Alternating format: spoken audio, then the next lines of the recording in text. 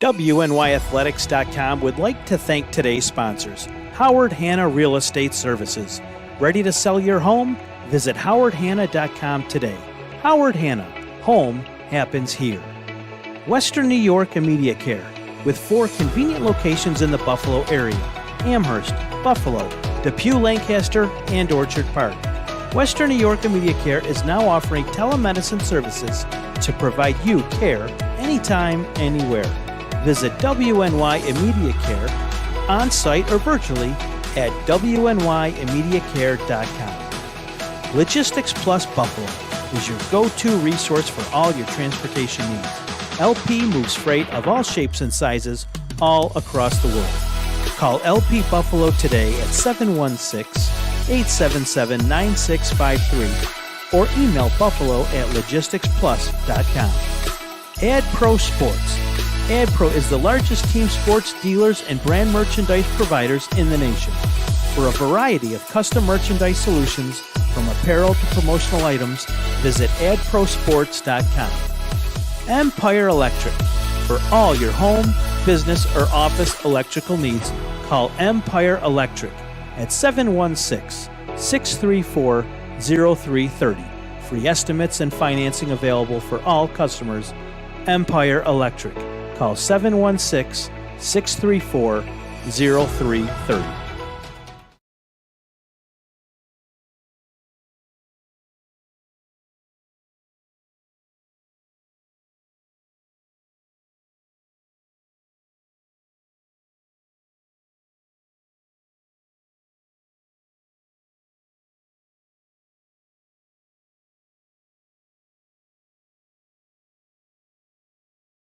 Ball fans, and welcome to tonight's presentation of Friday Night Lights, brought to you by Western New York Athletics. I am Colin Wood alongside Jim Craig, and tonight we have a Class B1 battle. Right now we want to get into some of the stats and where these teams are sitting at for the year. Iroquois is 6-0. Oh, excuse me. We're going to do the national anthem, so we'll see you on the other side.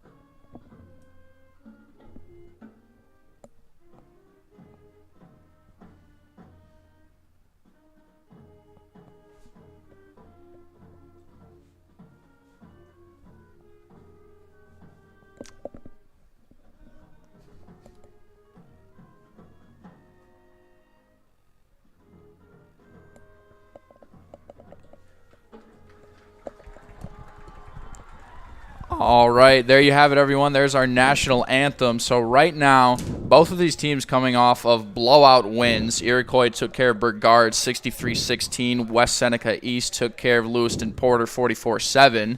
Chiefs sitting at 6-0 overall, 4-0 in B1. Meanwhile, the Trojans 5-1 overall, 3-1 B1. Now, Jim, you mentioned in our conversation before the broadcast that you were actually here on the call for this exact game last year. It sure was, Colin, and it was a barn burner, decided in the last 2 minutes by a long pass from the senior Kleitz, who is now in college. We're going to see his younger brother, Trevor, tonight, and that pass went to Nate McGoldrick, and it was about a 50-yard pass.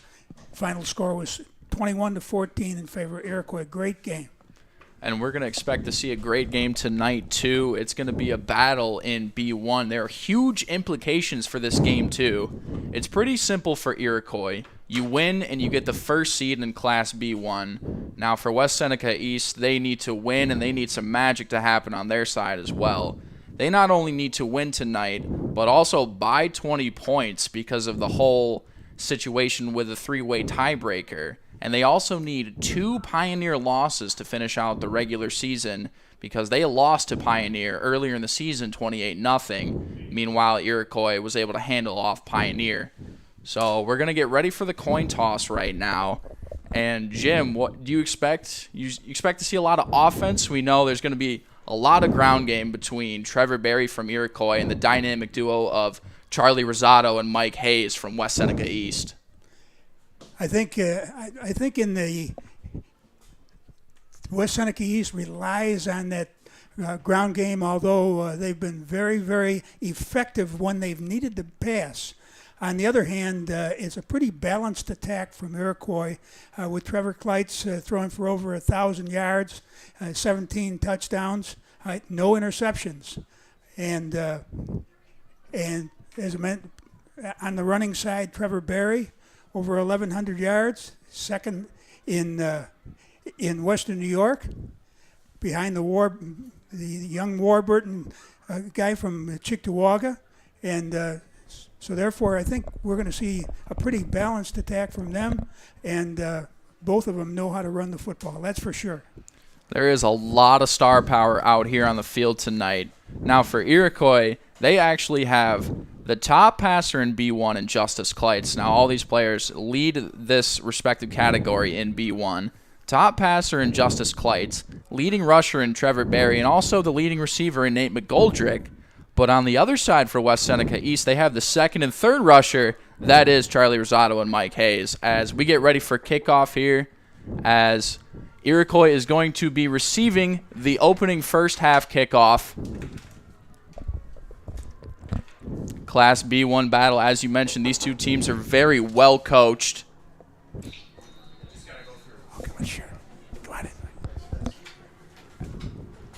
As the kickoff is sent away high and to the left side, it is caught by McGoldrick as he looks for some room, and he's got some room before he's finally brought down, but still able to fight his way through some tackles across the 40-yard line. That's a fantastic way to start this game for Iroquois, who, as you mentioned, Jim, a very high-powered and high-octane offense. And to get field position to start at the 44-yard line is a great advantage for Iroquois. Let's see what they do with it, Colin. As they have a quad set of receivers to the far right, maybe expecting some kind of screenplay there. They also have McGoldrick isolated on the near side, one-on-one coverage. As they go with a screen to Berry, as it's read well on the defense there. Berry's going to be stopped for a loss of 1 on the play. That was an excellent job by West Seneca East. They read that right away and took Berry back for a 1-yard loss. And as we mentioned, two high-powered offenses. These defenses have been stout. Iroquois only gives up around 9 points a game. Meanwhile, the Trojans only around 15 or 16 a game. As Kleitz looks to his left, finds on the outside. That was number 11, Matt Mercurio, one of his go-to receivers on the year, and he's going to need some other guys to step up along with Nate McGoldrick. He has Matt Mercurio and also number 33, Nate Blair, some of his other targets. That was a 4-yard gain there by Mercurio, and that brings up 3rd and 7. So 3rd and 7 here, and with this offense, they really have a choice to run or pass. And Kleitz is actually going to give it to Berry up the middle, but he is brought down well short of the first down marker. And you didn't even cross midfield. It's 4th and intermediate, and I can't imagine that Coach Pitzonka is going to risk turning it over on downs here on the first possession on their own 48-yard line.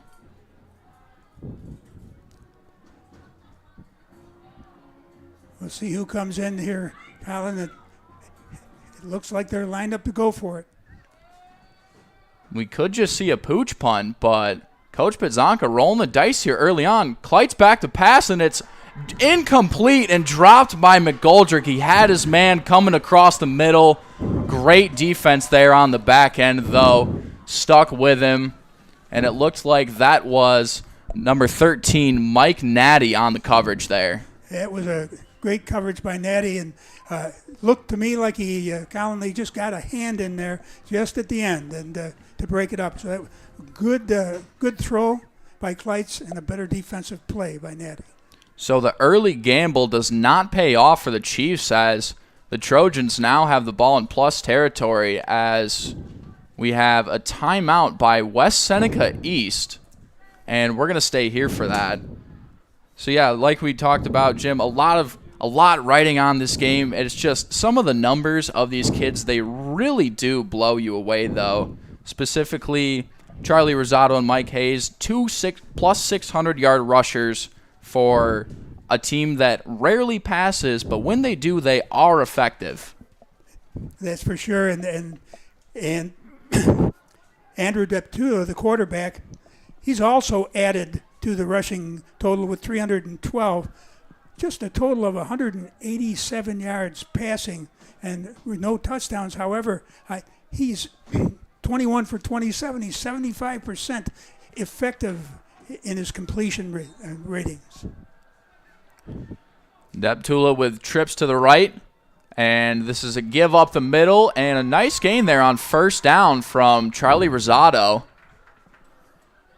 Able to pick up some nice positive yards on first down, and we're going to expect to see plenty of that tonight. Out of their 340 yards a game on offense, 290 of those come on the ground.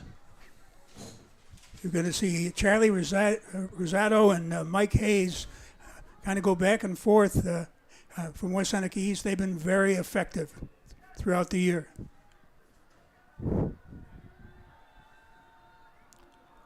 Tight formation once again. Sweep to Rosado, but that is stopped right at the line of scrimmage there. It was Barry on the tackle who read that play perfectly. Now that brings up a 3rd and 3 for West Seneca East. They're getting a play from the sideline now, and I wonder if they're going to stay on the ground or use one of those effective passes they've used in the past. Well, with this offense, in a 3rd and short situation, I can't imagine we're going to see them try and air it out. This is what they try and do on 1st and 2nd down, set up 3rd and manageable here. As Deptula is under center, or excuse me, it is a Wildcat give for a first down. Easily picks up the play on the keeper.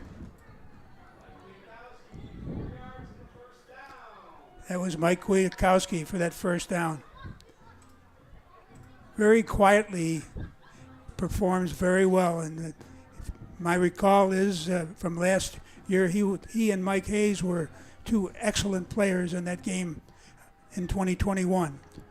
Yeah, they have a lot of guys that can run the rock, and even Deptula every now and then will keep it himself. He's got plenty of yards on the ground over the course of the season.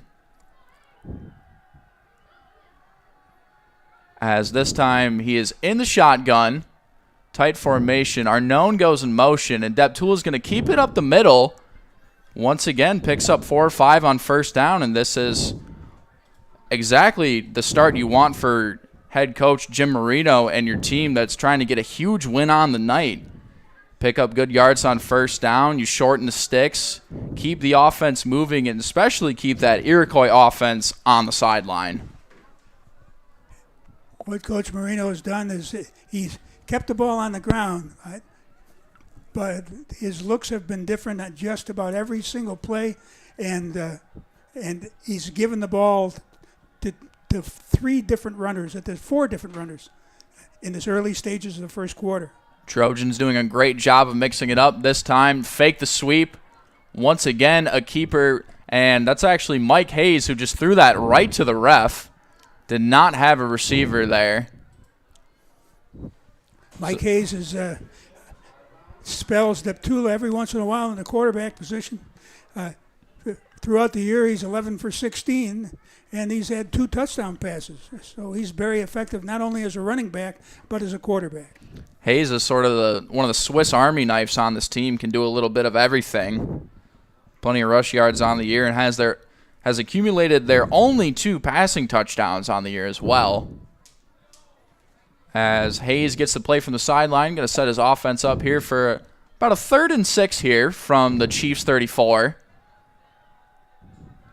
So Hayes rolls out to his right, has plenty of room in front of him. Now the pressure comes. He launches one downfield, got a man open, and just incomplete, underthrown. He had a man wide open. That was Kai Zakrowski, who snuck out there, was wide open at the pylon.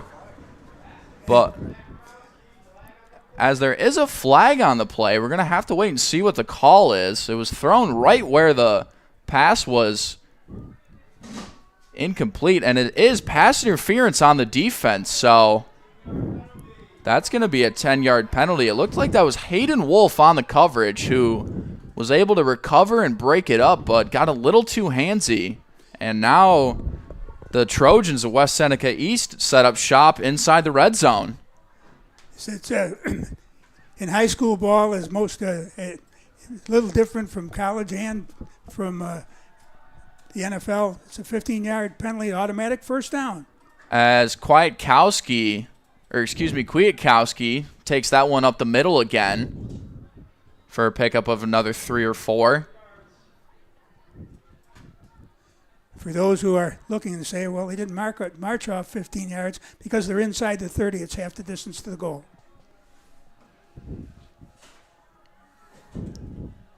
And like you mentioned, Jim, Coach Marino doing a great job mixing up the looks. This is something that you have to do when that is the staple of your offense and you run the ball time and time again.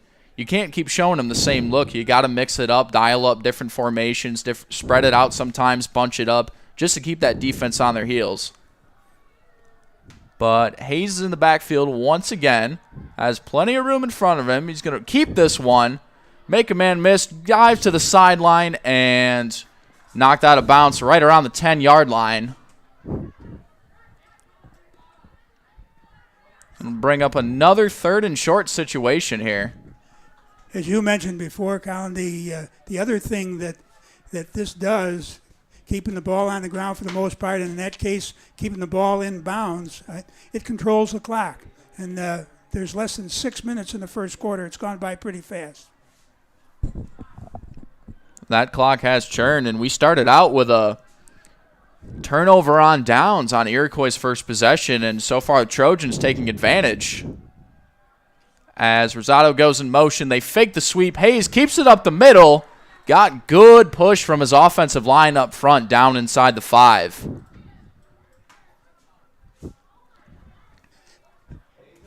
First and goal from the 5-yard line. That was a nice run by Rosado. Good blocking up front. Gain of 5 yards, right up the middle. And this team knows what's at stake. It's senior night here in West Seneca, Buffalo. A lot of seniors on this team, as you mentioned. They're pretty senior laden with 18 seniors this year, so it's important to all of them, important to the entire team. But with that many seniors, this is their last chance to. They bring it in tight. Rosado with a direct snap. He's close to the goal line. We await the signal, and it is a touchdown on the opening drive for the Trojans. Rosado had the keeper up the middle, found the lane, snuck through, found the hole, and an early 6 here. So what a way to strike for West Seneca East. Rosado is their leading rusher, not by much, but he had 700 yards coming in here and a bit of their leading rusher up to this point. Saeed Naween is the place kicker for the Trojans. Cole Arnone, the holder. Snap good, hold good, but there's a whistle as that extra point attempt is blown dead. The officials had their conference. And offsides on the defense, so now, interesting decision. It looks like the personnel change, that penalty advances the ball about 1.5 yards, and I wonder if they're going to elect to go for 2 based on that penalty. Looks like Coach Marino is sending in the substitutions that indicate just what you were saying, Colin. And I don't blame him. In a game like this, you're going to have to roll the dice here and there, and with the way that your offense was clicking on all cylinders on that opening drive, what tells you that you can't pick up 1.5 yards? So we see that same formation. They bring it in tight once again. Direct keeper to Rosado. Same play, different side. 2-point conversion. And with 4:45 left here in the first quarter, your score is West Seneca East Trojans 8, Iroquois Chiefs 0.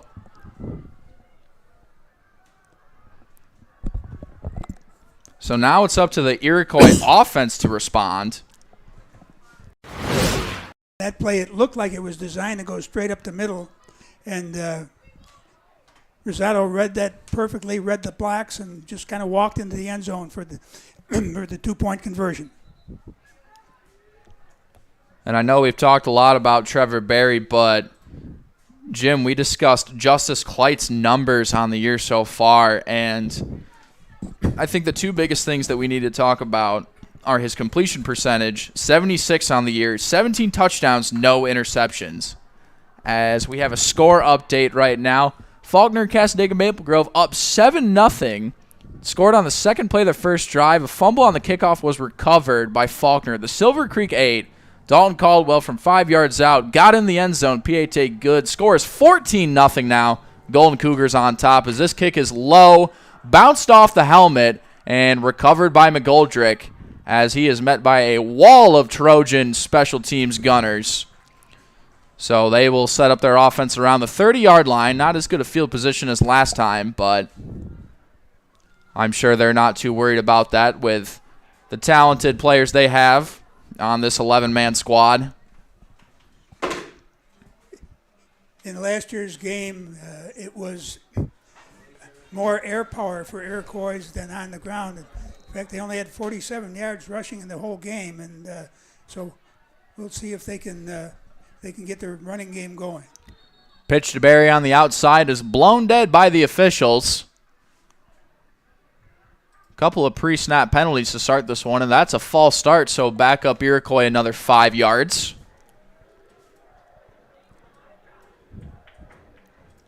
And Jim, you know just about as much as anyone else, those pre-snap penalties, they not only drive a coach crazy, but they're also momentum killers too. Yeah, they sure are. And that's 2 of them so far. The one really hurt him. It cost him an extra point. Kleit's fake to Barry as he finds McGoldrick on the pop pass, who absolutely gashed the secondary across midfield. Just found the sweet spot there right behind the second level. McGoldrick is not only a good receiver, but he's an excellent route runner. He found the opening in the defense, and Kleitz was right there with the pass. Mercurio goes in motion. Kleitz gets the handoff. Pitch outside to Barry as he's got plenty of room outside. Bounces it to the sideline. Still going on his feet, and there's a flag down clearly in the vicinity of holding, so that nice run is going to be likely negated by a penalty, and it is. It was a good thought and idea. Barry got outside on that, but again, those penalties are going to really hurt you. That's certainly not a pre-snap, but that's a 10-yard penalty from the spot of the foul, so they're going to take him back. The spot of the foul is just about where the ball was snapped, so they're going to take him back 10 yards. So ball will be spotted at the Iroquois 42-yard line, and this brings up 1st and plenty here for the Chiefs now. 4 minutes to play in the first quarter. Same play, pitch outside to Barry, but not the same result as he is swallowed up by a convoy of defenders for the Trojans. Pickup of maybe 3 on first down. Well, that's the second time they've pitched out left and either no gain or a loss. And when they went right, they gained about 20 yards, but it was brought back on a penalty. Doubles on each side. Right now, West Seneca East, a lot of guys hanging around that box. They expect what's coming. As Kleitz, plenty of time in the pocket, finds Mercurio over the middle, who breaks a couple tackles and picks up a nice gain there on second down to set up 3rd and short. Strong hands there by the receiver. You got 11 yards on that play. Makes it a much, not an easy, but a much easier 3rd down. Looks like about 3rd and 6. And there's so many times you see receivers coming across the middle, they get timid because they know they're going to get hit. That time Mercurio hung in there and bounced off a defender to set up this third down play. So here's Kleitz, sends Goldrick out to the swing pass, who actually dumps it off to him, and he's got plenty of room to pick up the first down and more. Nicely designed play again, going out to the right on that play, and McGoldrick got the first down. Quick pass and release from Kleitz, who, as a freshman, has shown pretty good poise so far. That he does. 78 of 103 on the year for over 1,100 yards. And this is a well-balanced offense for Iroquois. Nate McGoldrick already. Couple big plays to get this Chiefs offense churning. Once again, pitch outside to Barry. Makes a man miss, but not before he is stopped for a gain of 2. And that Trojan defense starting to pick up on the theme here based on the formations. They spread it out. They want to get Barry some easy room to the outside, but they are setting that edge very nicely, Jim. Yes, they certainly are, and they've got outside of them twice, and all the other times that they've gone, especially on the left side, they've been able to hold that edge, keep them inside, knock them back for losses. As Kleitz gets hit as he throws, this is a lollipop in the air, and it's picked off. Kai Zakrowski on the interception brings that one back to the 45, as that pass had no chance from Kleitz. He got drilled in the snapped, had a man in his face, and Zakrowski played the ball hawk there on that one. Early turnover here. We have a turnover on downs now and an interception from Kleitz, as this Trojan team is really in business here in the first quarter, and if you're Coach Jim Marino, you can't ask for much more than this. They're playing excellent defense, and they good, strong, hard hits and clean hits. So Mike Hayes in the shotgun once again. He's going to keep this one as he picks up maybe 2 on first down, but that's okay because that's exactly what you want this offense to do. It's kind of like what you see in the Army-Navy game at the end of the year. You'll see a fullback dive on first down, pick up a couple, maybe a keep, maybe a pitch here and there, but they rarely find themselves in anything more than 3rd and 5 or 3rd and 6, and if they can keep doing that as this game progresses, they're going to have a lot of success. You're right. That's a good outlook. You can get into the 3rd and 4, 3rd and 5, even less than that. You're in good shape. And under a minute to play in the first quarter. And this wing T formation worked well for them so far as Rosado gets the pitch to the outside, cuts back inside, bounces it back outside for a nice gain on second down, bring up 3rd and short. He's a very intelligent runner. Picks his holes, read the play. Excellent job. Just as you mentioned, he came inside, outside, back, inside, and then to the outside again. Very good read and for a gain of 6. So now it's 3rd and 2. That's great patient running there, letting your blockers get set up. As this clock trickles down, I think West Seneca East is content to take this one into the second quarter, as that's what it's going to be. So, end of the first quarter, couple miscues from Iroquois, and the Trojans been able to cash in on that. 8-0 here at the end of one. Senior night, West Seneca East. Stick around for more high school football action right here on West New York Athletics. Sometimes it just isn't your day. We all need a little help from time to time. That's why we're committed to providing safe, quick, and cost-effective care. And we keep it simple. Just walk in. We're here for you.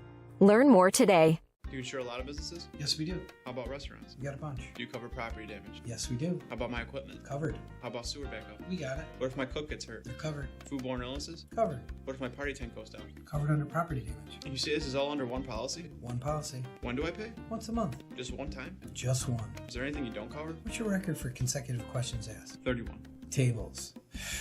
We don't do tables. Gotta love Buffalo. For all your insurance questions, call the Wolf at 835-WOLF. I love being home. realize now more than ever is the perfect time to have the perfect house. We're confident we'll find your dream home. And welcome back, football fans. Third and short for West Seneca East. 8-0 score after a touchdown and 2-point conversion from Charlie Rosado. As this is a keep for Hayes up the middle, but he is brought down short. Great pressure through the gaps there by Nate Wheeler, who brings up a 4th down. Good play by Wheeler to get through the gap and tackle Hayes. We've got a timeout.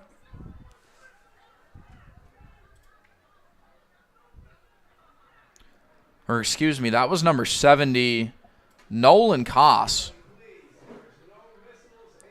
The big man on that defensive line for Iroquois just shot through that gap out of a cannon, able to make that stop in the backfield. And another score update. Golden Cougars now up 21-0. They're pouring it on. Dalton Caldwell with a 2nd touchdown on the night.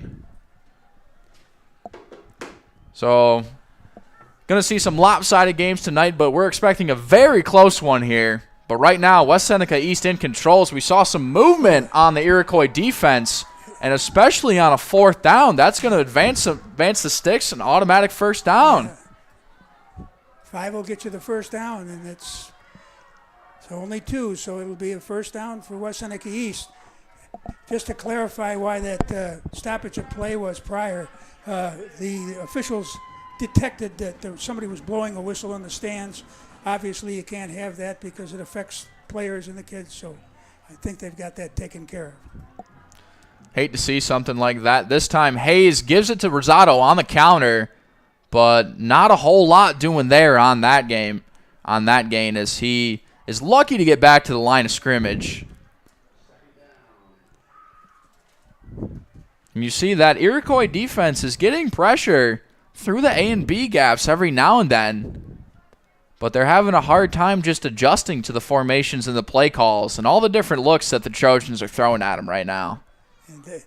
And as you mentioned before, the penalty flags, the 1 turnover, obviously, and that was just a tip ball. It was a nice job being intercepted, but those flags will kill you.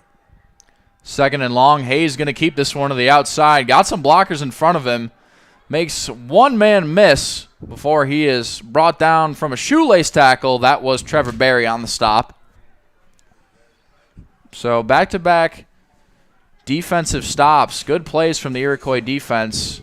And they finally, for once so far in this game, set up the Trojans in a 3rd and long situation. Now, that's where you want West Seneca East if you're Iroquois. You want them in those 3rd and long situations. Try and force them in obvious passing situations. And again, they've been fairly successful in those situations. And the only time they really threw, the last time that they got a 15-yard penalty out of it. So we'll see what happens on this play. Tight trips to the far side. Now a man goes in motion. Hayes on the keeper once again, but he is brought down short of the sticks. Another 4th down call coming up, and we'll wait and see if Coach Marino's going to roll the dice again. You're sort of in no man's land right now. Yeah, the ball's on the 35, and it looks like it's about 3rd and 3. So I would believe that Coach Marino would go for this. So 4th and 3 from the 35-yard line. And a whistle stoppage. Timeout Iroquois. They want to talk this one over, try and not give up anything huge here, get it back to their offense, who has had some rhythm but is struggling to keep drives alive with all these penalties.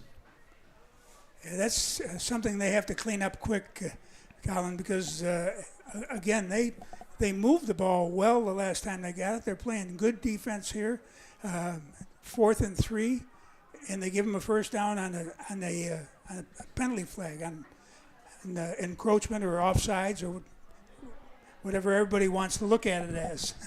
You know, it's funny. What I like to do before each game is sort of write down my keys to the match and respectively on offense and defense for each team. And one of those for the Trojan offense was to use pass attempts wisely but also early instead of later in the game when Iroquois knows it's coming. But so far, They have absolutely no need to, and I sort of see why they didn't even attempt to pass last week against Lewiston Porter in that win. That run by Hayes got them in a position where it's a workable 3 yards on 4th down. Hayes, plenty of room in front of him, looks to throw, and he's going to keep this one, stretches for the first down, and he will easily have it by a mile, around 4 or 5 yards past the first down marker there. Great decision to not let that one go. Sort of baited the defense with the pass and just picked that one up with his legs easily for a Trojan first down. Well, he poses that dual threat. Did a nice job running to his left. The indications were that he wanted to throw the ball, and that's what we were all looking at. And he, knowing that all they had to get was 3, and he got 5. So, again, good patience and understanding. Trojans having plenty of success running the outside. Rosado, the set tailback, trips to the near side as they like to keep doing that motion man. Hayes, once again, keeper, found the hole up the middle as there's a flag right there in the second level. Usually those flags at that level on a running play indicate what referee Fuller just signaled, and that's a holding penalty. So it'll be 10 yards, and they'll replay the down. That's one of the first miscues for West Seneca East so far in this matchup. I think that is their first penalty. You're absolutely right. So now it's 1st and 20.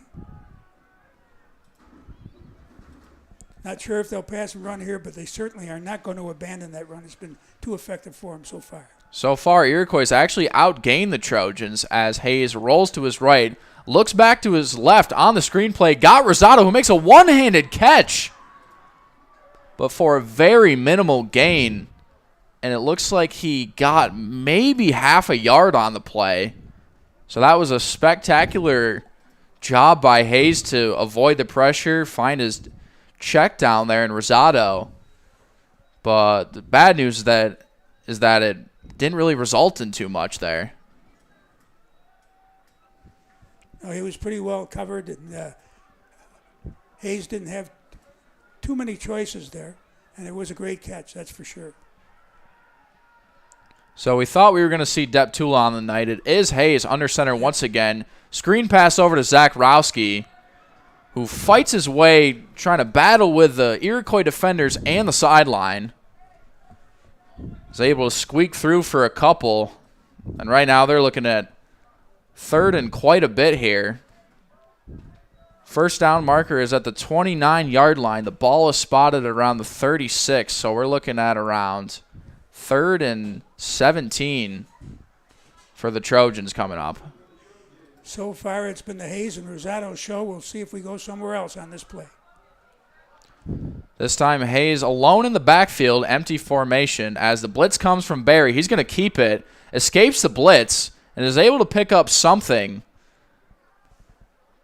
But he is far short of the first down marker, so Iroquois able to hold their water.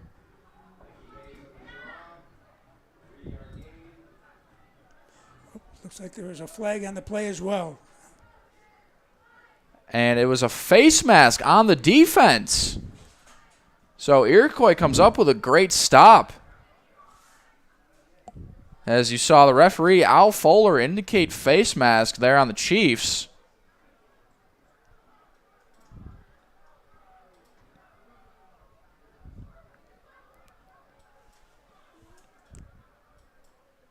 As there still seems to be some confusion here, as the refs are sorting this one out through a conference. What did you see a face mask there, Jim? No, there was too much going on in there. I didn't see it, but I saw the flag hit it about the 30-yard line, but I didn't physically see the face mask.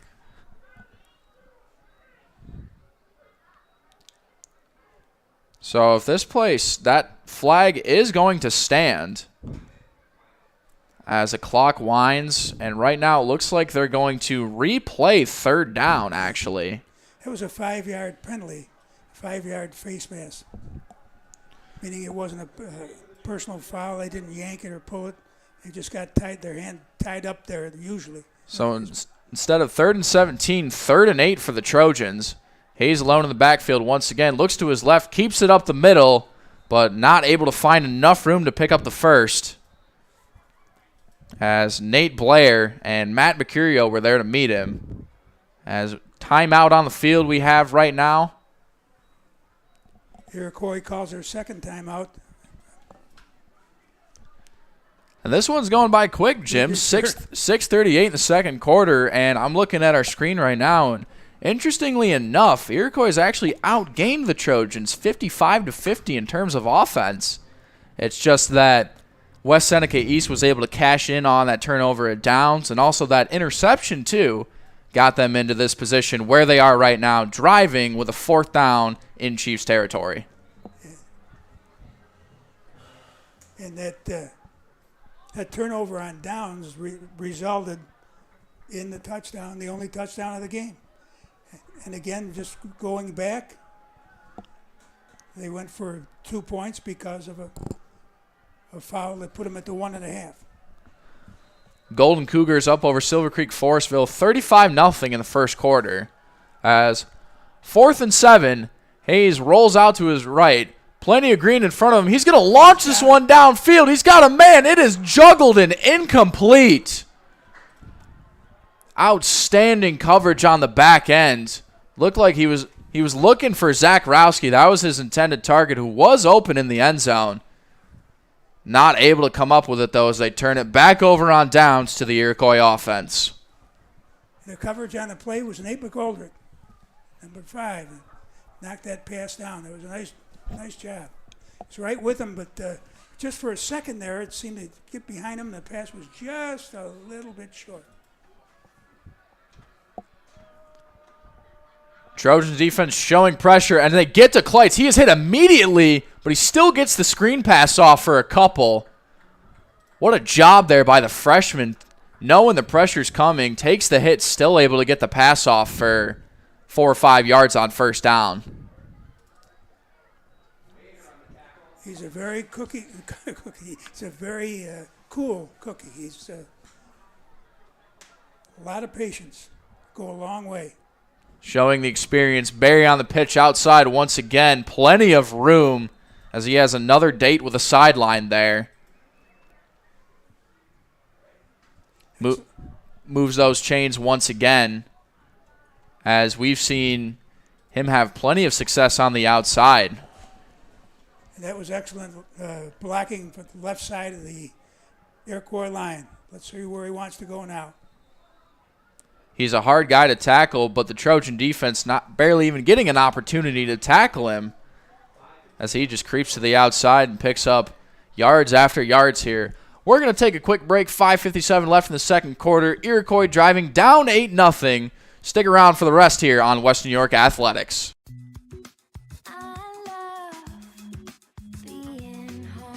We realize now more than ever is the perfect time to have the perfect house. We're confident we'll find your dream home. Howard Hanna. Home happens here. Sometimes it just isn't your day. We all need a little help from time to time. That's why we're committed to providing safe, quick, and cost-effective care. And we keep it simple. Just walk in. We're here for you. Learn more today. Instead of just saying what I see. Well, that's it. And welcome back, everyone, here. Iroquois, another first down. They came up with a turnover on downs on defense, an incomplete pass in the end zone, intended for Zach Rowski. Great coverage by McGoldrick. Sets up the Iroquois offense well. Kleitz back to pass. Finds Mercurio down the field. Inside the 30, still on his feet. Brought down around the 15. Huge chunk and explosive play there for a Chiefs offense that desperately needs it. In the same area, the pass was thrown, and luckily for Kleitz, it was right on the numbers to Mercurio. It was a great play. Kleitz put that one right in the breadbasket where his man could keep it. Same play. Barry pitches outside, finds that C-gap hole for some positive yards on the first down give. Ball spotted inside the 14-yard line. Now the Chiefs looking to respond with their first red zone trip.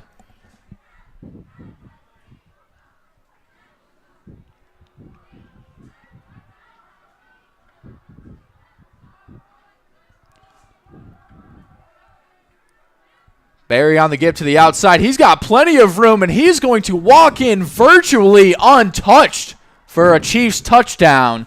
Huge answer there from 18-yard touchdown for Trevor Barry, and that is his 22nd rushing touchdown of the year.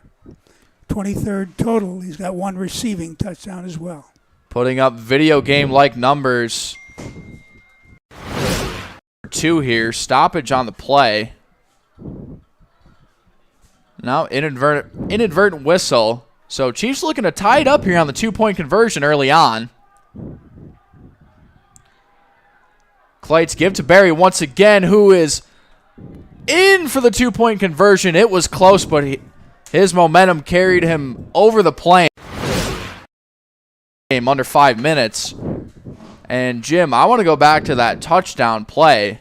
Barry wasn't even touched until he was at around the 2 or 1 yard line. I'm not sure if it was a miscommunication on the defense or if it was just outstanding blocking up front from the Iroquois offensive line. It was outstanding blocking. He got touched one time going through there just before he got into the end zone, and he did that on his own. But for the first 16 or so yards, not a touch at all. The hole was wide open. Just good blocking.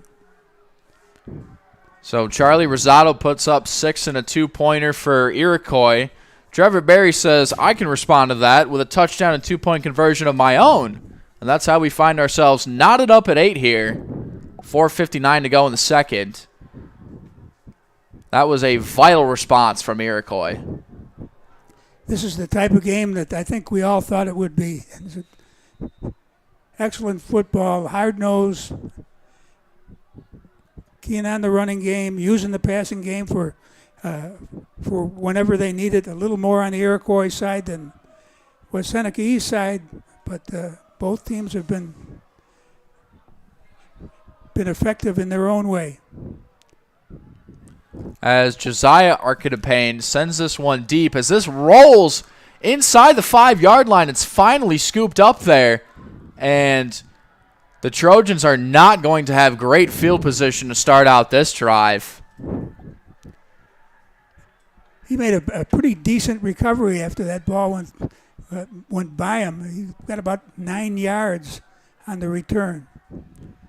That was Mike Natty, number 13. That one just sort of nutmegged him on the play, went right through his legs. Like you said, Jim, made a good play to recover it because they could have been backed up right against their goal line with no breathing room. They at least got some of it back here, starting from right around their own 15-yard line. They bunch it up once again here. Charlie Rosado gets the call, but Iroquois reading that play like a book.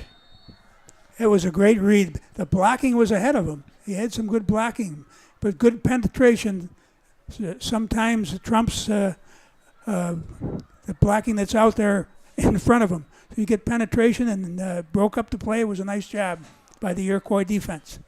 That's a loss of 5 on the quarterback power.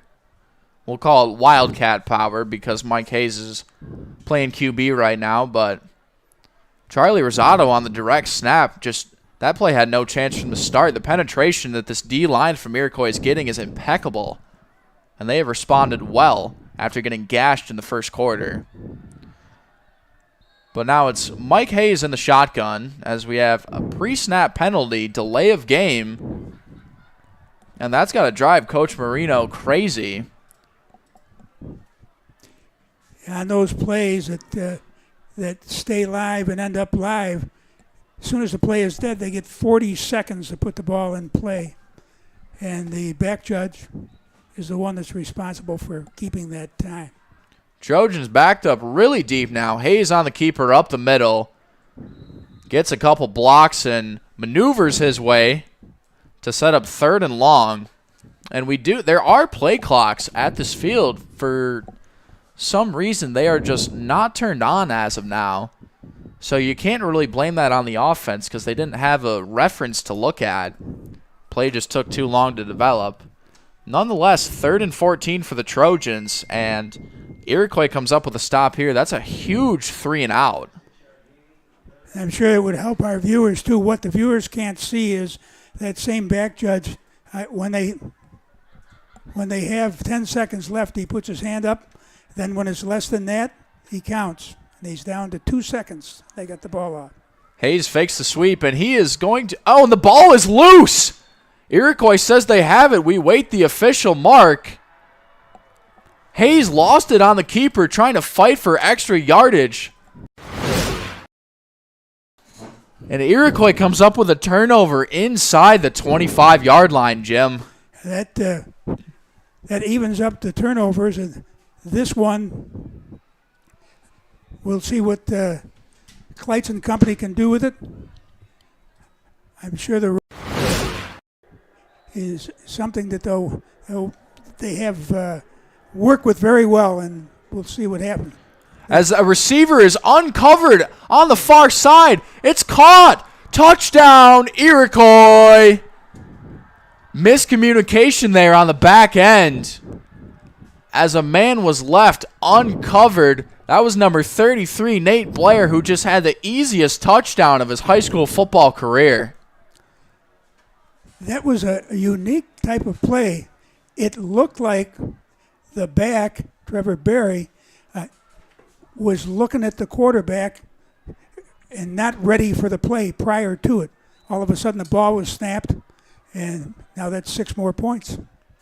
Iroquois going to go for 2. So it looks like there was movement on the back end for the Trojans. So that was a one-play, 23-yard drive resulting in a touchdown. That one went against West Seneca East. Now the ball's at the 1.5. So that'll make this 2-point try easier. Not that Trevor Berry needs that advantage, but he is met with some pressure through the defensive line. We await the official spot, and he is marked short. So 2-point conversion, no good. So that'll bring the Trojans some kind of life here as they get the ball back. And there was really no play design to that, no complexity. That was just simple pitch and catch, backyard football, Kleitz to Blair for a 23-yard touchdown. It was a very peculiar play, but one that was well executed by Iroquois. I think they just sort of lost him in the coverage because the ball was to our near side on the right hash. They bunched up that wing T formation. They had a receiver to the outside. It was Hayden Wolf, and they just lost track of Blair. So Josiah Arquetapane is going to be sending this one deep for Iroquois. Mike Hayes, Mike Natty, Charlie Rosado back to receive this one. 3 of their biggest playmakers in the run game. Just a little less than 3 minutes left to go in the half. And this has turned around a little bit, Colin, and we'll see the response of West Seneca East. I know both of these teams are well coached and they have excellent players, so we'll see what West Seneca East can do. Arquetapane sends this one inside the 10. Natty once again has trouble fielding it, but he makes a couple guys miss, and the ball will be spotted around the 10 or 11-yard line. We have a couple late flags on the play. There was a shove down just in front of the 2 officials. It looks like a personal foul. I think it's going against West Seneca East, but let's see what referee Al Fuller has to say. It was after the play. Personal foul against West Seneca East. So we'll go half the distance to the goal line. They're going to start just outside the 5. And that penalty is not going to be doing them any favors here. This is a run-heavy team. 2:50 on the clock, 2 timeouts. So far, they've only attempted 1 pass, and it was incomplete. So right now, they're going to have to go with some kind of tempo if they're going to stick with the ground game and try and put themselves in a scoring opportunity here on this likely to be the final drive of the first half. Agreed here, Colin. I think that Iroquois made some adjustments on defense, and they've slowed down that good running game, West Seneca East. As I say that, they get 7 yards on the first play, so it'll be second and about 3. Great push there from the offensive line.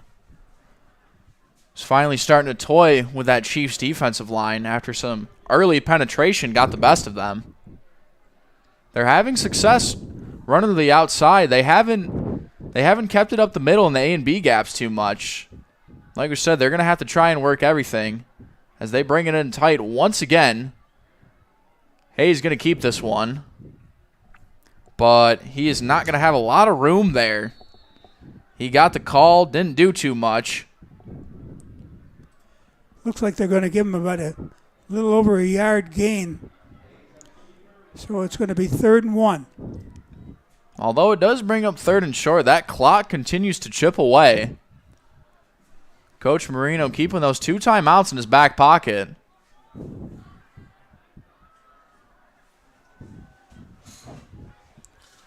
Hayes in the shotgun, Rosado in the backfield. They bunch it up once again. Iroquois showing that pressure. Patiently awaiting the snap. This time a direct snap to Rosado, who was able to churn and fight his way enough for the first. So that will momentarily stop the clock until the chain crew gets set. But in a span of about a minute and a half, they've only gone around 11 yards. So right now they're going to have to start breaking out some chunk plays. I don't think you're going to see them do many crazy things here. They certainly don't want to turn the ball over with just about a minute to go to get a fresh start in the second half and get a chance to talk at halftime. So, again, another great play by the Iroquois defense, and looks like just about a gain of a little over a yard. And you saw in that play, there wasn't an Iroquois defender that was more than 3 yards from the line of scrimmage. They're not worried about any kind of airmailing going behind their heads. They're just trying to keep that run game in front of them. As we're under 30 seconds now, and I think the Trojans are content to take this one into halftime. They don't want to do anything too crazy. And I don't know, Jim. I don't know if I agree with that. I say why not? Maybe try a couple pass plays to the outside. Don't throw anything across the middle. They're going to try and get one more off here before the end of the half. And it will just be simply Hayes who gets the call up the middle, as that will bring us to the end of the first half here. 2 quarters in the books here in West Seneca, Buffalo. Iroquois was down 8-0. Now they find themselves on top 14-8. Colin Wood alongside Jim Craig. Stick around for the second half right here on Western New York Athletics.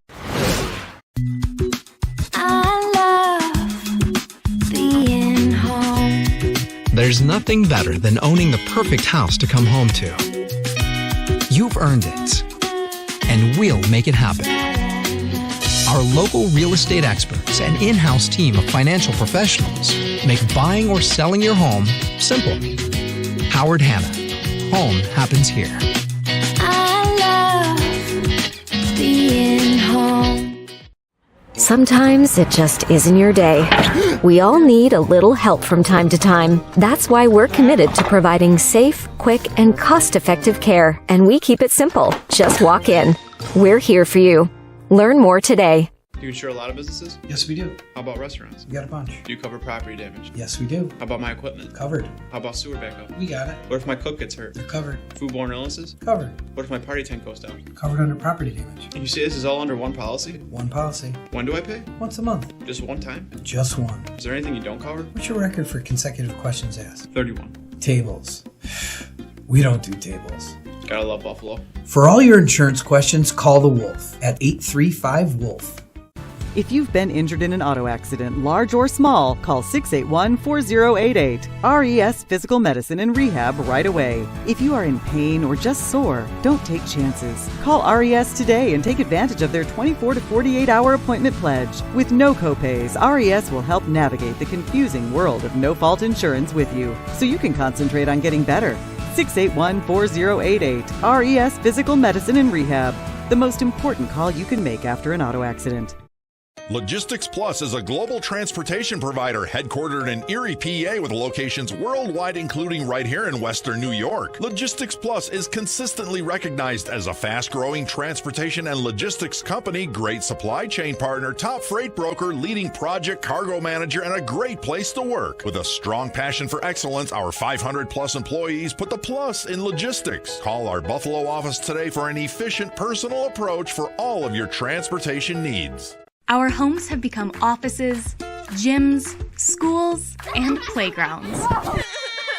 And at Western New York Immediate Care, we know you may need us now more than ever. Whether you've suffered a minor injury or just aren't feeling well, Western New York Immediate Care physicians are trained to diagnose and treat most non-life-threatening injuries and illnesses. With 5 convenient locations open 7 days a week, help is never far away. Life has changed, but Western New York Immediate Care is still here for you. When you're ready to buy a home, start your search at howardhanna.com. You'll be the first to see new listings, find similar properties, and connect with a local Howard Hanna agent. Get started today at howardhanna.com. And we welcome you into the halftime report presented by Howard Hanna and Associates in Western New York Immediate Care. Alex Colsey alongside Jeremy Becker. It is halftime here from West Seneca. The Iroquois Chiefs lead the West Seneca East Trojans 14-8. Jeremy, we've got ourselves a bit of a defensive battle here in the first half. Both teams battling it out of the trenches. Iroquois, though, making the early decision or early adjustments that they need after a slow start, a pick by Klitz, but ever since then, he's 9 for 8 or 8 for 9 for 110 yards. And then on the ground, Iroquois has 7 rushes for 31 yards. But that interception by West Seneca East, that ball was definitely hit late, and then just the way when he threw it, his body was all the way back, and that was basically just a pop fly up into the sky.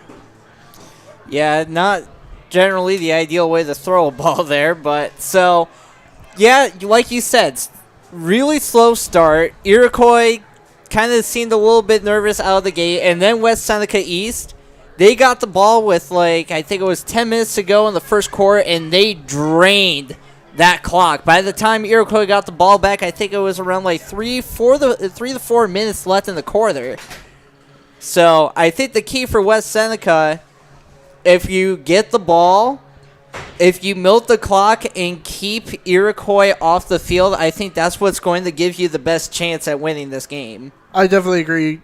If you're West Seneca, you want to keep that Iroquois offense off the field as long as possible. Iroquois is adjusted to the run game, so maybe a couple play action passes, RPOs, but West Seneca West has to make these adjustments, and they have to make them now. I mean, it's only a one possession game. But, the sooner you get the ball when you come out, you want to build right away, momentum.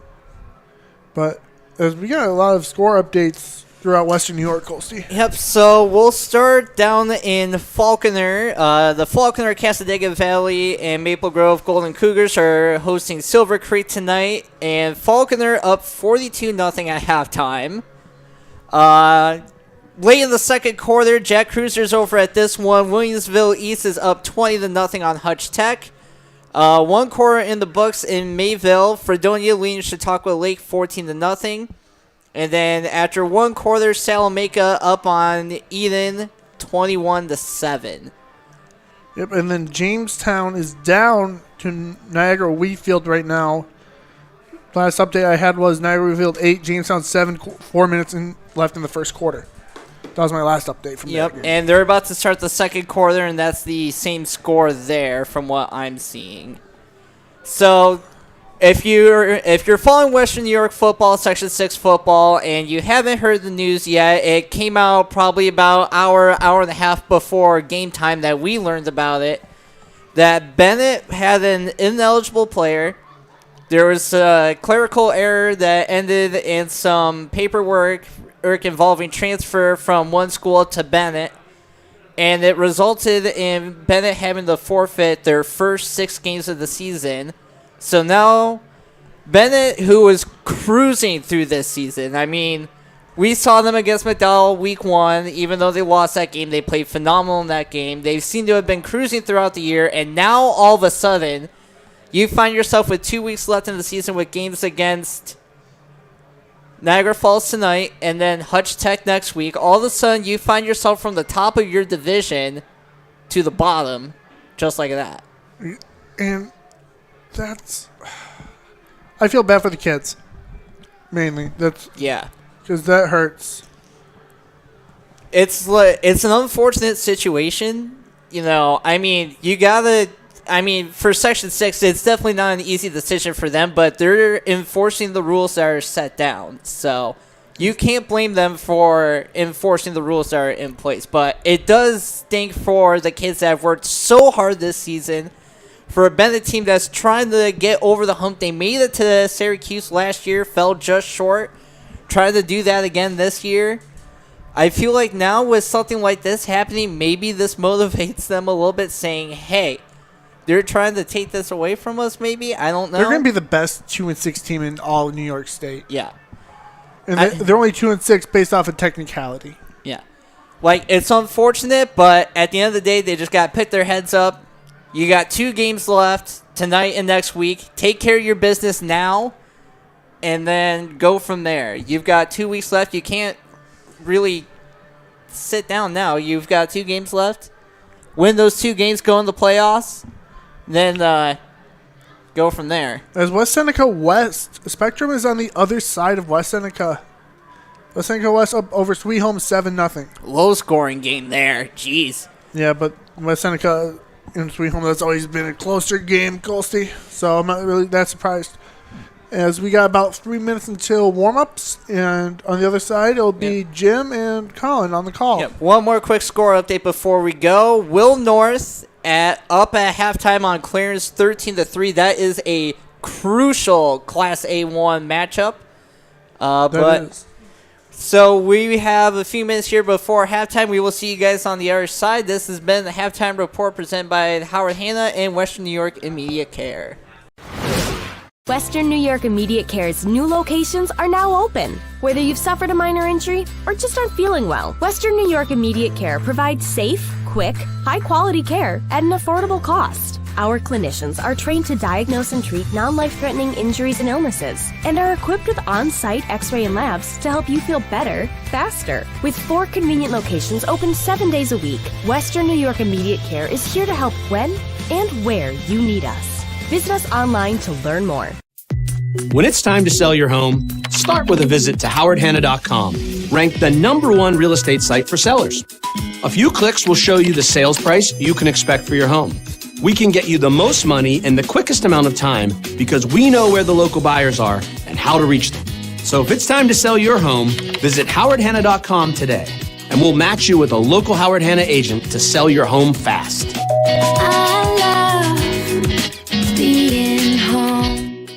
If you've been injured in an auto accident, large or small, call 681-4088. RES Physical Medicine and Rehab right away. If you are in pain or just sore, don't take chances. Call RES today and take advantage of their 24 to 48-hour appointment pledge. With no copays, RES will help navigate the confusing world of no-fault insurance with you, so you can concentrate on getting better. 681-4088. RES Physical Medicine and Rehab. The most important call you can make after an auto accident. 300 Level Media is a locally owned and operated multi-purpose media company right here in Western New York. You'll find us everywhere, covering the Bills, Sabres, Buttes, Bisons, Big Four basketball, local college sports, and much more.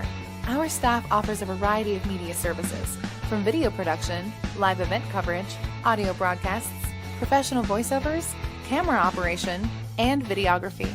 Visit www.300levelmedia.com or give us a call at 716-427-2600. This is 300 Level Media. Do you insure a lot of businesses? Yes, we do. How about restaurants? We got a bunch. Do you cover property damage? Yes, we do. How about my equipment? Covered. How about sewer backup? We got it. What if my cook gets hurt? They're covered. Foodborne illnesses? Covered. What if my party tent goes down? Covered under property damage. And you say this is all under one policy? One policy. When do I pay? Once a month. Just one time? Just one. Is there anything you don't cover? What's your record for consecutive questions asked? 31. Tables. We don't do tables. Gotta love Buffalo. For all your insurance questions, call the Wolf at 835-WOLF.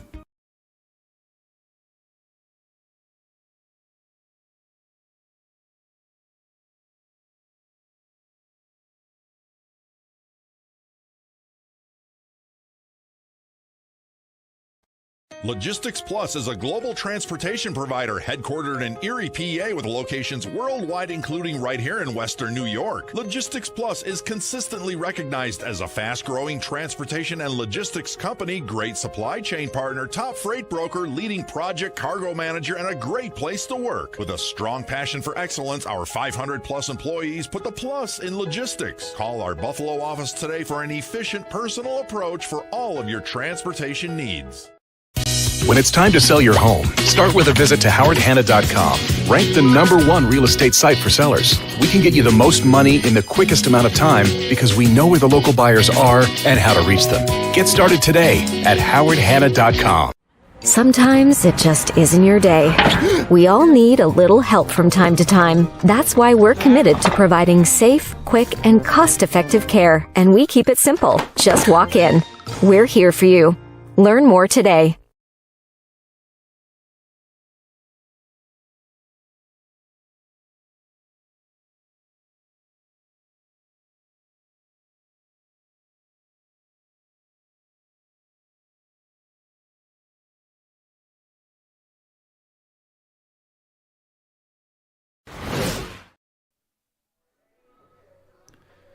And welcome back, football fans, to the second half of tonight's Class B1 battle between the Iroquois Chiefs and West Seneca East Trojans.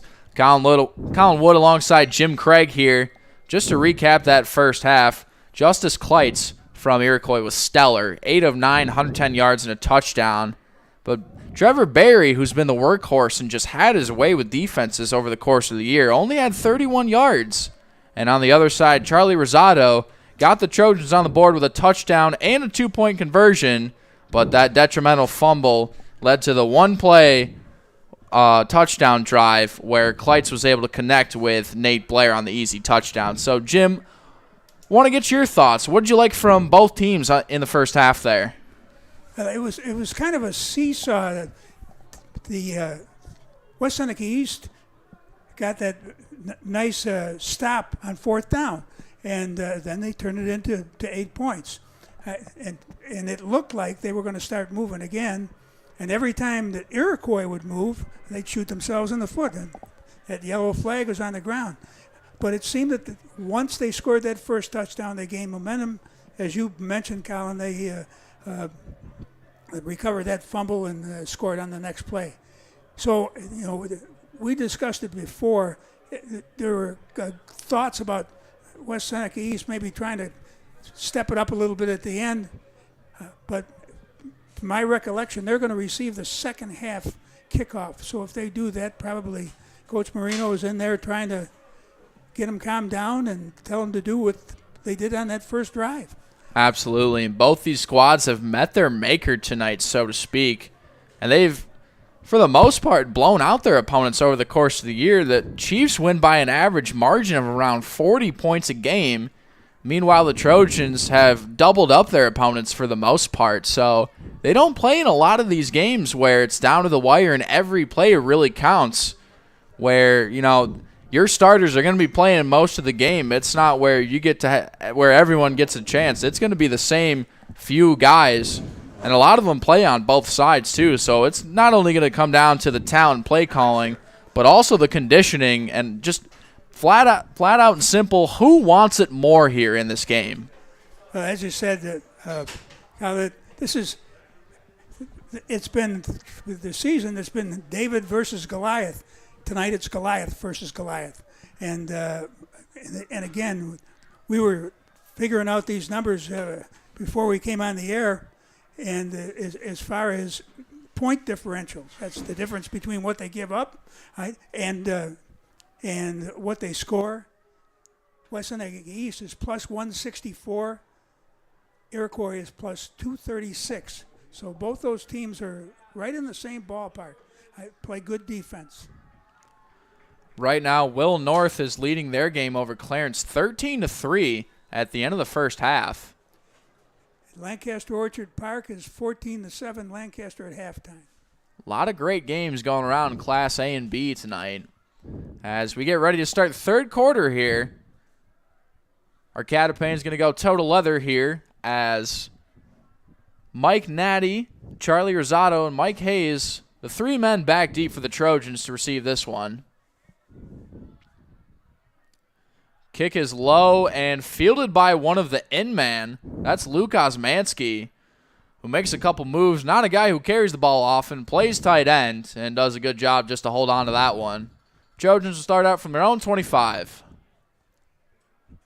That catch and heads-up play, Osmanski is going to put him in pretty good field position. They'll be at the 28. And if that ball hits the ground and moves back like it has on the last two kickoffs, they'd be in a lot worse spot. So good job by Kosmanski. Better than their previous two drives where they were backed up inside their own 15. Got a little more breathing room to work with.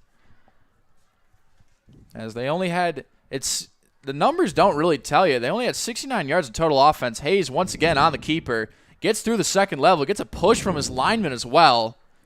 Out across to the 35. Yeah, 69 yards of total offense in the first half. And for us watching the game and to any of you watching the game at home, I know those numbers seem very skewed because that first drive, they went down, tore it up, play after play, picking up positive yards. But ever since then, they've been quiet and sort of stalled. What do you think, Jim? Maybe they're just waiting on a big pass play, hopefully? Well, again, they had that halftime to talk it over and maybe make some adjustments, which you usually do at half. And on that play, there was a 7-yard gain. And Hazer was a little bit of, again, that time, stop with basically no gain or a gain of 1 yard. Direct snap to Rosado gets bottled up. Bring up 3rd and 1. And I know the third quarter just started, but this is already a huge third down. Last thing you want to do, go 3 and out and give it back to the Iroquois offense, who, after they were sort of asleep to start this game, they really woke up, found their rhythm, started pouring it on there in the second quarter. And I wouldn't say this is 4-down territory, so you're absolutely right, Colin. This is a big play early on.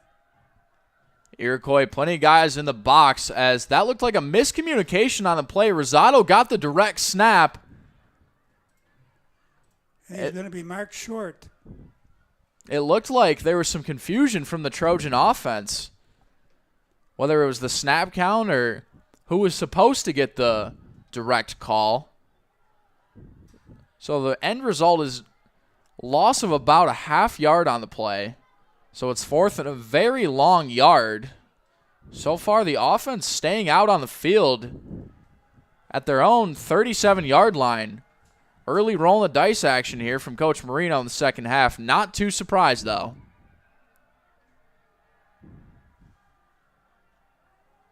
Rosado comes in motion. Direct snap up the middle. His offensive line fighting and scraping for their way. We got to wait on the official spot, see where it is, and boy, it is close. It looks like the spot is just beyond the chains. It looks like it's a first down, and referee Al Fuller gives a first down signal. Very risky, but when the results are there, really doesn't matter, does it? That was Kwiatkowski, the fullback, getting the direct give, who just earned the toughest 1 yard of his life. Picked up a critical first down. And once again, this tight formation, it works very well. It's so hard as a defense to try and figure out who's got the ball. This time Hayes surveys, got a man downfield, tried to haul it in there. That was Zach Rowski. Made an attempt at an acrobatic catch just off the fingertips. 2nd and long. Colin, we got another score in the fourth quarter. Jamestown now leads Niagara Wheatfield 21-8. Huge game there for Jamestown. That class, implications between Jamestown and Clarence, both teams tied in terms of league records. So if Will North is able to come out on top of Clarence tonight and Jamestown comes up with a victory, that takes a little pressure off of their shoulders as they host Clarence next week in the regular season finale. 2nd and 10 from 38. Hayes keeps it up the middle, fakes the handoff. Able to muster his way for a few. But once again, that Iroquois defense, I mean, they have 8, 9 guys right in that box. Not making it easy. The clock was stopped. I don't see a flag on the field, but that's what I thought it might be. And that's holding on the Trojan offense, so that's going to come back from the spot of the foul.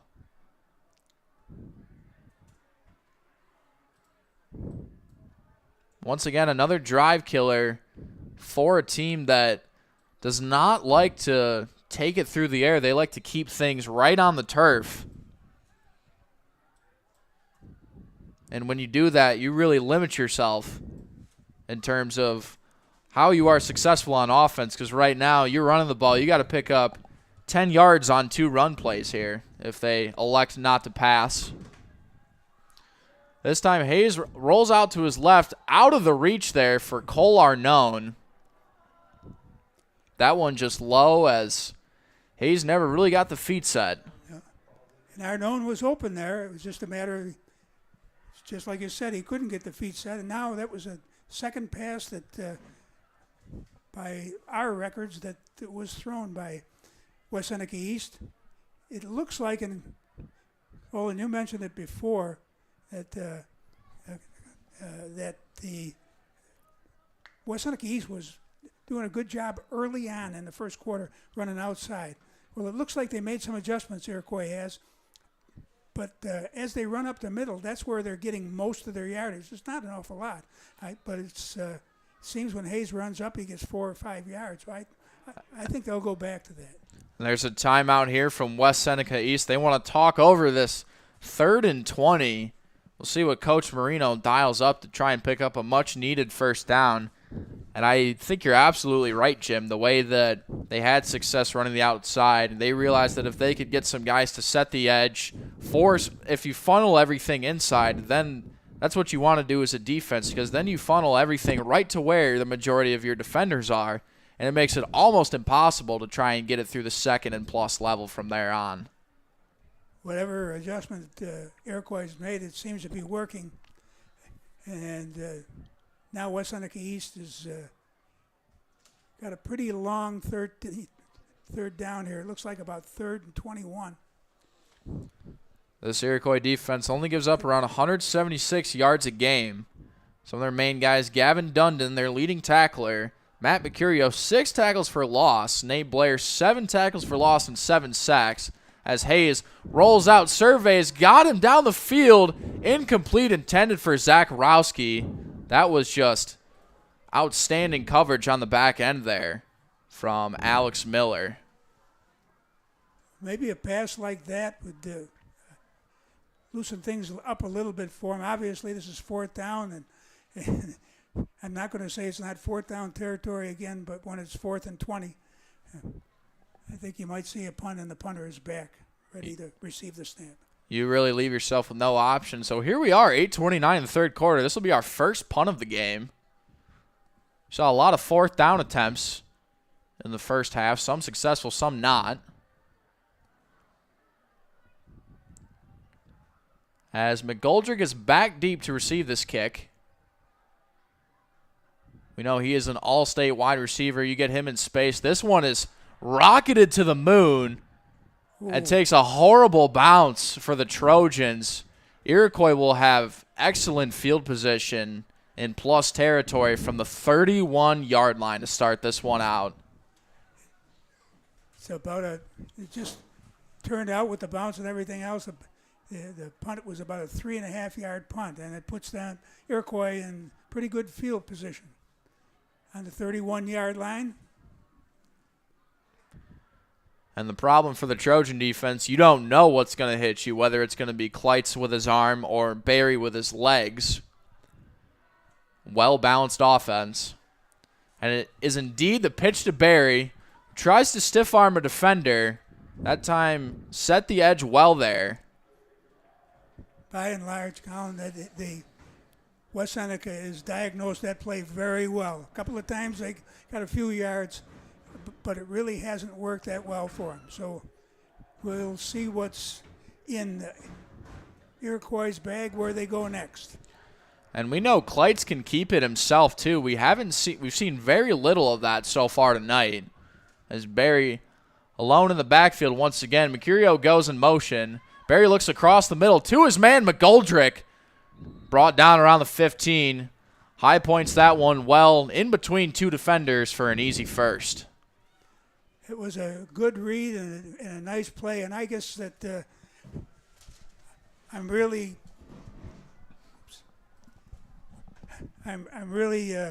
not surprised, but I'm amazed at how poised the freshman Justice Kleitz is. Very poised. Blair goes in motion. The little shovel passes. He has plenty of space on the outside. Barrels over a defender for a 9 or 10 yard gain. That will actually count as a pass from Kleitz. As you saw the motion there, it was not a handoff, just a little easy pitch as he went in motion. So that'll help him out with the statistics there, as Blair found plenty of green real estate. It's now goal-to-go situation here for Iroquois. Around the 5 yard line. 7 minutes to play here in the third. Chiefs threatening again. Barry up the middle. Icky shuffles his way into the end zone for a touchdown. You saw that little stutter step. Rose the defense. I like the Icky shuffle reference. It's really good. Again, Barry is someone who can be counted on quite a bit right in the red zone, and that's the second rushing touchdown he's had. Set up by a really nice pass from Kleitz to McGoldrick. So the triple threat there is starting to work for Iroquois. Once again, Barry on the sweep to the outside. 2-point conversion, no good. So even though the Trojans giving up a couple touchdowns here back-to-back, they were up 8-0. Now 20 unanswered points from Iroquois. Really starting to blow this one open, and this is a serious problem here for West Seneca East, especially with the way you run your offense. When you find yourself in a hole like this, you really make it hard to come back. They're going to have to find a way to mix up the looks even more than they already have and start having a sense of urgency and going with some tempo. I think you're 100% right in the tempo and the urgency. One thing I will say is over the years, watching these these West Seneca teams, coached by Coach Marino, they're very, very resilient. They don't give up. Last year was a fine example of that, when they were down and came back and tied the score, only to lose it in the last 2 minutes. But they're just not going to give up, and they're up against a good, excellent team in Iroquois. But plenty of time. 6 minutes left in the third quarter. Arcadipane sends this one away. Fielded by Rosado around the 15-yard line, as you see the relentless pressure from the special teams of the Chiefs, staying in their lanes, not letting any miracles happen there. Return of about 6 yards. They're going to again start in their own territory on the 32-yard line, but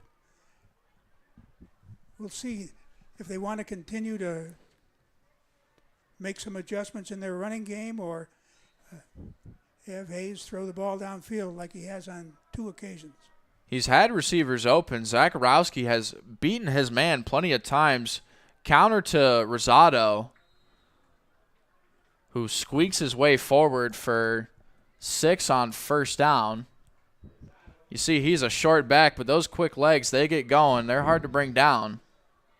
And we haven't seen too much of that counter play up to this point in time, and that worked for 6 yards. So let's see where they go from here. You wonder at some point what's got to give and what time's got to be on the clock before Coach Jim Marino finally decides to start airing it out a little more. As they go trips to the near side here. Hayes under center, throws the screen pass to Zakharowski, maybe for 2 yards. Great form tackling there from the Iroquois secondary. Good read of diagnosing that play. Got a couple of yards. It's 3rd and 3, and again, I won't misspeak again. It's probably going to be 4 down territory. Being down 20-8, I'm sure that they'll try to get the first down here, but if they can't, I think you're going to see them go on 4th down. And if you don't get it here, at least pick up 1 or 2 to get it to 4th and even shorter. Hayes keeps it, tries to follow his blockers that never really got set up. That defensive line for Iroquois just teething through the 5 guys up front for the Trojans. 4th and 2 once again from their own 40. And I think you're right, Jim. Down 12 points, under 5 in the third, in a game that has gone by at light speed. You don't have another option than to try and convert it here. We'll see who they go with here. So Hayes in the shotgun. And once again, it's going to be an offsides call on 4th down that advances into a first. Ethan Karches got a little too hungry there to make a play in the backfield. And that snap count, that hard count from Hayes, picks up an easy first. So they didn't even have to run a play. Just like that, they moved the chains, ball at their own 45. Hayes has 3 receivers to his near side. That Iroquois defense finally backing up a little bit. They know they got to keep everything in front of them. Counter once again to Rosado. That is just ready. They are just ready for that on the Iroquois defense. That tackle was by none other than Trevor Berry. Strong tackle right at for a 2-yard gain. Who we talk about on offense all the time, but he has made his name known on the defensive side as well. The young man just went up to New Hampshire University for a football visit, and he's only a junior too, so already getting recognition for his skill on the gridiron. Same formation this time. Sweep to the outside there for Dakari Hill, who had, and Hayden Wolf just read his number on that play. It was a great play by Hayden Wolf. Read that play, good tackle. Ended up in bounds, but stopped his forward progress. And that's the problem. When you try and get running east and west on a defense like this, they're going to chase you right to that sideline in those numbers. They'll try and force you back in inside the hash marks. These are a couple of big plays here. And it's under 3 minutes in the third quarter, so they've got to get something going now. 3rd and 10. Hayes in the shotgun. Rolls out, surveys, dumps it down to Arnone. Makes a man miss back inside. So that 3rd down play sets up 4th and 3. Much needed yardage there. Arnone did a nice job of when he got hit. He gained another yard or so, and that it's important now. It's 4th and 3, as you mentioned, Colin, and they're in good position. So 4th and 3 from the 48-yard line. We'll see if they can pick this one up. Already 2 minutes left to play in the third quarter. Now there's 3 seconds left on the clock. They get the snap off. Hayes is in trouble. Reverses Fields, escapes a shoelace tackle. He's going to reach for the first down marker as he got walloped out of bounds. Coach Marino was livid on the sideline waiting for a late hit. Even without the late hit, it looked like Hayes was able to extend the limbs for a first down. And they're likely going to tack on some more yardage for the personal foul, late hit out of bounds.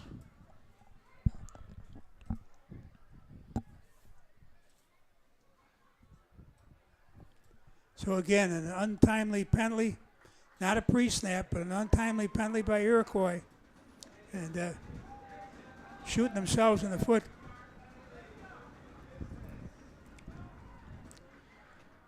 Yeah, you're right, Jim. If it weren't for some of these penalties, this drive's still alive because of an offsides call. They had a drive kept alive early in the first half from offsides call, and that would have been a first down regardless, but nonetheless, that penalty still makes it easier for a team that really just grinds away at those yards. They don't pick them up in chunk plays. You don't want to give them any more than they have to earn. Hayes will keep it once again, leaps over a defender for a couple, knocked down around the 28-yard line.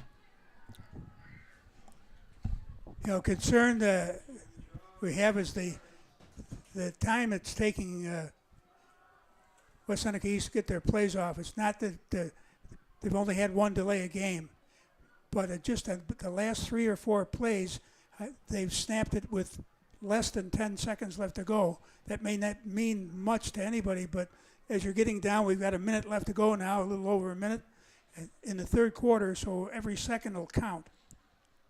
And I know they want to make sure they score here, but time is certainly not on your side here. Hayes once again is going to roll out. Surveys downfield, running the levels concept. It's incomplete, in and out of the hands of Arnone.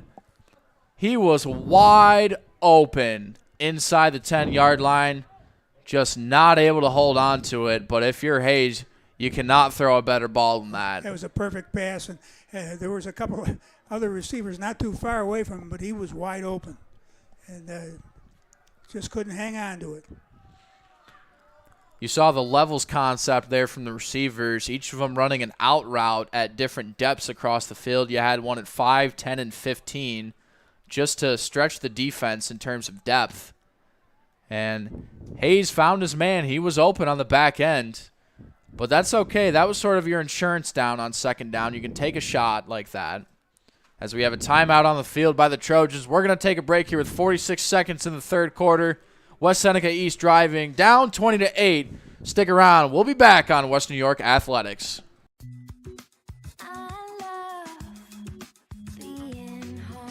We realize now more than ever is the perfect time to have the perfect house. We're confident we'll find your dream home. Howard Hanna. Home happens here. Sometimes it just isn't your day. We all need a little help from time to time. That's why we're committed to providing safe, quick, and cost-effective care. And we keep it simple. Just walk in. We're here for you. Learn more today. Okay. Welcome back, everyone. As you just saw an incomplete pass attempt there from Mike Hayes to Cole Arnone from an offense that desperately needs some kind of juice just to get their engine turning over. So they have another third down situation. They go back to this tight formation. One lone receiver, a couple yards to the side of the offensive tackle. And the counter is going to be a counter pass, and it is caught. The trick play cashes in for the Trojans. You saw the pitch back, and finally something pays off. That was Kwiatkowski who was able to sneak behind the defense there. And the pass was made by none other than Mike Hayes, who received that pitch. Very well designed play. So they make the most of the third down opportunity, and I'm sure Coach Marino would love his squad to score before the third quarter ends, as Hayes will keeps the legs moving, gets to around the 5-yard line. As we are under 10 seconds now, and that will likely do it for us here. 3 quarters in the books in West Seneca, Buffalo. Chiefs on top, 20-8, but the Chiefs defense up against their heels in their own red zone. Trojans looking to strike back. Stick around for the fourth quarter action. Don't go anywhere. It's going to be a great one. We got a Class B1 battle taking place here. Colin Wood alongside Jim Craig. We will see you on the other side on Western New York Athletics. Western New York Immediate Care's new locations are now open. Whether you've suffered a minor injury or just aren't feeling well, Western New York Immediate Care provides safe, quick, high-quality care at an affordable cost. Our clinicians are trained to diagnose and treat non-life-threatening injuries and illnesses and are equipped with on-site x-ray and labs to help you feel better, faster. With 4 convenient locations open 7 days a week, Western New York Immediate Care is here to help when and where you need us. Visit us online to learn more. Logistics Plus is a global transportation provider headquartered in Erie, PA with locations worldwide, including right here in Western New York. Logistics Plus is consistently recognized as a fast-growing transportation and logistics company, great supply chain partner, top freight broker, leading project cargo manager, and a great place to work. With a strong passion for excellence, our 500-plus employees put the plus in logistics. Call our Buffalo office today for an efficient, personal approach for all of your transportation needs. Welcome back, football fans, to a Class B1 battle with huge playoff implications in terms of seeding. Colin Wood alongside Jim Craig as we just saw a trick play, a little run-pass option, the pitch back to Hayes, who has been the quarterback all night. Direct snap from Charlie Rosado, and they find Kwiatkowski sneaking behind the second level, set him at the 5-yard line, as this is a direct give to Hayes, who fights for a yard. And they're finally able to cash in on a couple pass opportunities. So far, they've completed 5 out of 12 for 42 yards. They've been somewhat balanced, but only 116 total yards on the night compared to Iroquois' 172.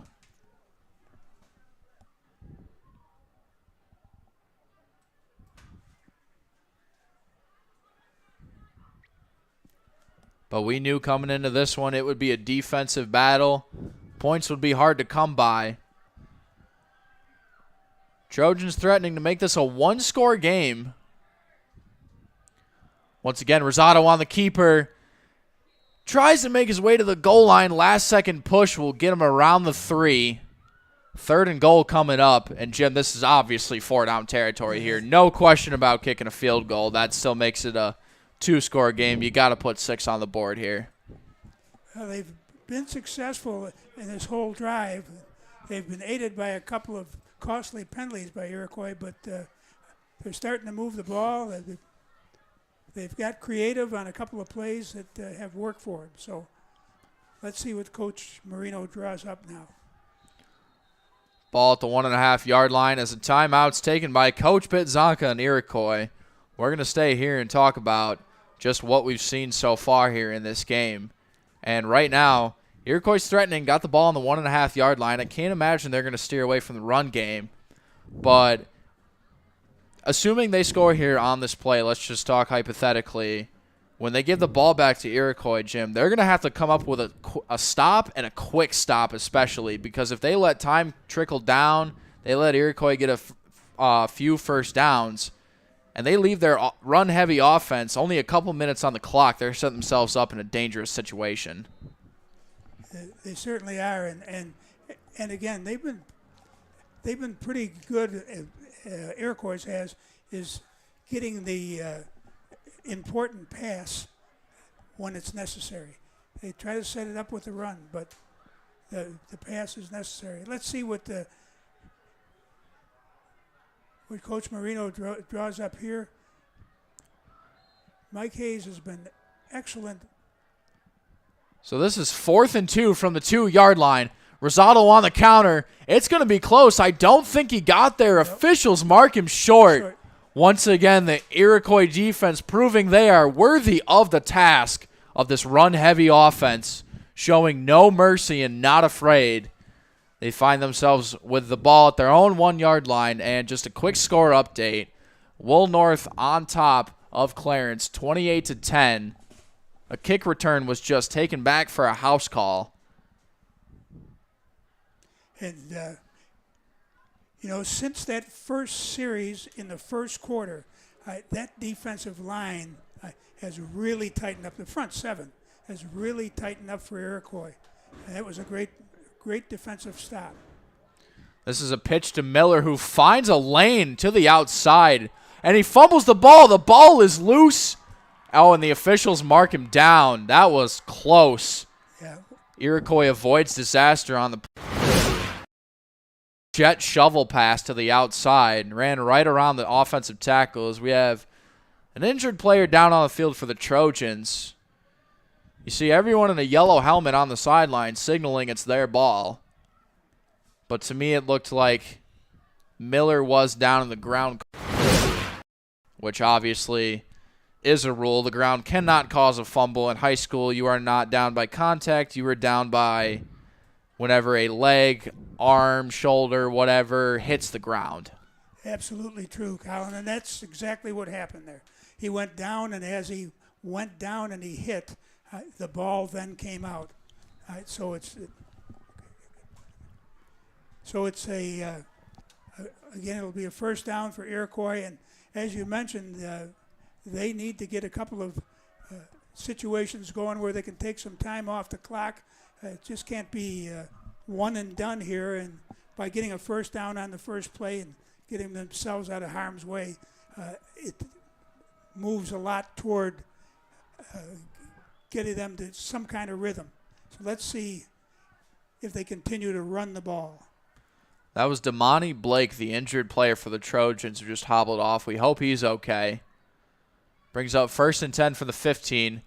Kleit's pitch to Barry. Barry's going to launch this one deep. Who's got Miller wide open, and it is incomplete. He was so wide open, you can just feel the pressure of that catch. Great play design. That would have been the icing on the cake here to go up 3 touchdowns. There was no one within a 20-yard radius of Alex Miller, and I think he was thinking about what touchdown celebration he was going to do in the end zone. Got a little too far ahead of himself there. But for a running back, Trevor Barry showing a little shoulder talent. That's for sure. He can do it all. He can do it all. So Miller gets a chance to redeem himself on the pitch outside. So back-to-back great plays there for the Trojan defense. Kwiatkowski chasing him down along the line of scrimmage.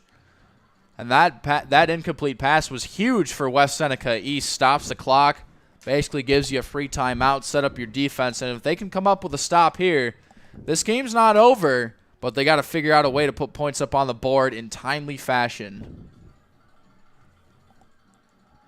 Not sure. I think Damani Blake is back in the game. He's their leading tackler for West Seneca East. And a leading sacker for West Seneca East.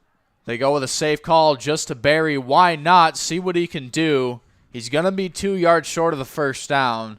I can't imagine Coach Pitzonka is willing to risk giving the Trojans good field position here, and we're likely to see the first punt of the night for the Chiefs.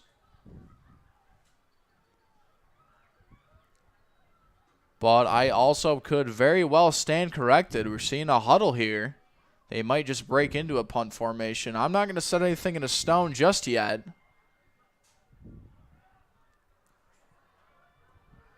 So what do you know? Why not, right? 4th and 2 from your own 23-yard line. Let's give it, or excuse me. Oh, and we have a delay of game offense. So that might change the decision for Coach Pitzonka, and it absolutely will. Chiefs will bring out the punt unit. Instead of 4th and 3, it'll be 4th and 8.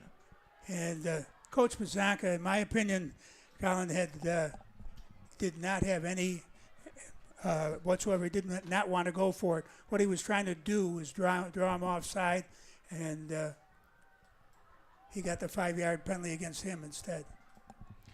I'm not sure why you'd want to take the delay of game penalty, though, considering you have 2 timeouts. That takes a Trojan bounce as that ball squeaks out around the 31-yard line. And like you said, that 5-yard penalty might not have made that much of a difference, but when you have 2 timeouts, if you're just trying to draw them offside, you just call one if that play clock's winding down. I'm not sure it was a plan to lay a game. I think they just were moving around and trying to get him to go offside, and they just waited too long. Another score update. Fredonia up over Stock Lake Westfield Brockton, 21-0 at halftime. As it is crunch time here for the Trojans. Hayes scans down the field, buys some time, finally sets his feet, passes bobbled, laundry all over the field, holding offense. That one's coming back, never had a shot from the start. Hayes did a nice job of extending that play. Since there was nobody open, and when he finally saw some, it was too late. And that's the problem when a quarterback rolls out and tries to buy some time outside of the pocket. Sometimes the tackles and guards get a little too handsy as their man-on-man blocker that they have in front of them tries to escape. They might reach around for a block, and Al Fuller, he's a longtime official, one of your good friends too. He's going to see that one all day. Yeah, that's it. And I believe we had a double flag on that also, as you mentioned, Colin and Brian Mayday, the umpire. Both of those guys look for that stuff. It's in their areas of responsibility. Empty formation for Hayes, just a quarterback draw up the middle for a couple. And with that clock continuously winding down, I'm not sure how much 2 or 3 yards does for your offense at this point. You're better off just, would you agree with me, Jim? You're better off just trying to pick up 10, 15-yard chunk plays, and if it's incomplete, it's incomplete. The clock stops. Especially when you've got somebody that can throw the ball and move, like Hayes. He can move, he can roll out. So Hayes will set his feet, but that decision comes back to haunt him as he tucks it in his shoulder pads, and he is dropped and drilled by a couple Iroquois defenders. That was Ethan Karches and Nate Blair making that play. They've had a steady play the whole game from the front line, and they're big. Ethan Mahalik has been in the backfield more than some of the running backs, and he's 5'11", 242. This time Hayes rolls out to his left. The throwback screen is incomplete. Intended for Rosado. And that's a good play design, but the execution, that took way too long to develop. And even if Rosado caught that, he wasn't picking up much. And now you have 4th and 28. And I think Coach Marino realizes the situation he's in.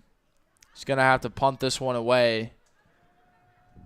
The best thing you can hope for now is you pin Iroquois back deep, you force a 3-and-out. If you go down and score, then you got to hope for an onside kick, and it's really starting to look like a miracle as Iroquois is 7 minutes and 3 seconds away from clinching that first seed in Class B1, barring a miracle. Good punt, though. Fair caught around the 16 by McGoldrick. So now it's do or die time for the Trojan defense. There's a little under 7 minutes left to go, and I would assume the coach would want to keep that ball on the ground as much as he can. Just take chunks off the clock. You got Trevor Berry. As you mentioned before, Kleitz can run with the ball. He hasn't today, but he's still an option. And if I'm Coach Bitzonka, I'm running some read option with Kleitz and Berry. I'm reading those defensive ends. But they give it to Berry, who is just so elusive as he weaves his way through defenders. It's 11-yard gain and a first down for Barry. And again, both coaches know what they want and need to do. And when you have a runner in your backfield like Trevor Barry, you're trying to just go to what got you there. And I think you're going to see more of that. Only one timeout for West Seneca East left here in the fourth quarter. They're going to have to use that wisely at some point, maybe if they get a couple stops here. Barry once again juking all over defenders, bounces it to the outside, running down the sideline, cuts it back in across the 45. And that young man just cannot be stopped. You know, Jim, you showed me an article pregame about how Trevor Barry's dad said that if he did 200 push-ups every day, he would build him a home gym. And I don't know how much he's lifting or what he's lifting, but it's paying dividends. That was not only and I agree with you there, Colin, and that was not only a long run, but it was a smart run. He cut back inside, so even though the clock stops because of the first down, it restarts on the referees ready to play. So the clock is now moving like it should be. Kleitz back to pass. Launches it downfield. It is caught even with tight coverage. Trevor Barry, who else but number 21, making the catch.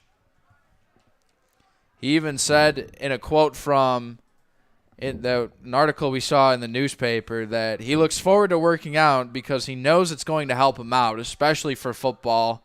Plays lacrosse in the summer. He's a wrestler as well.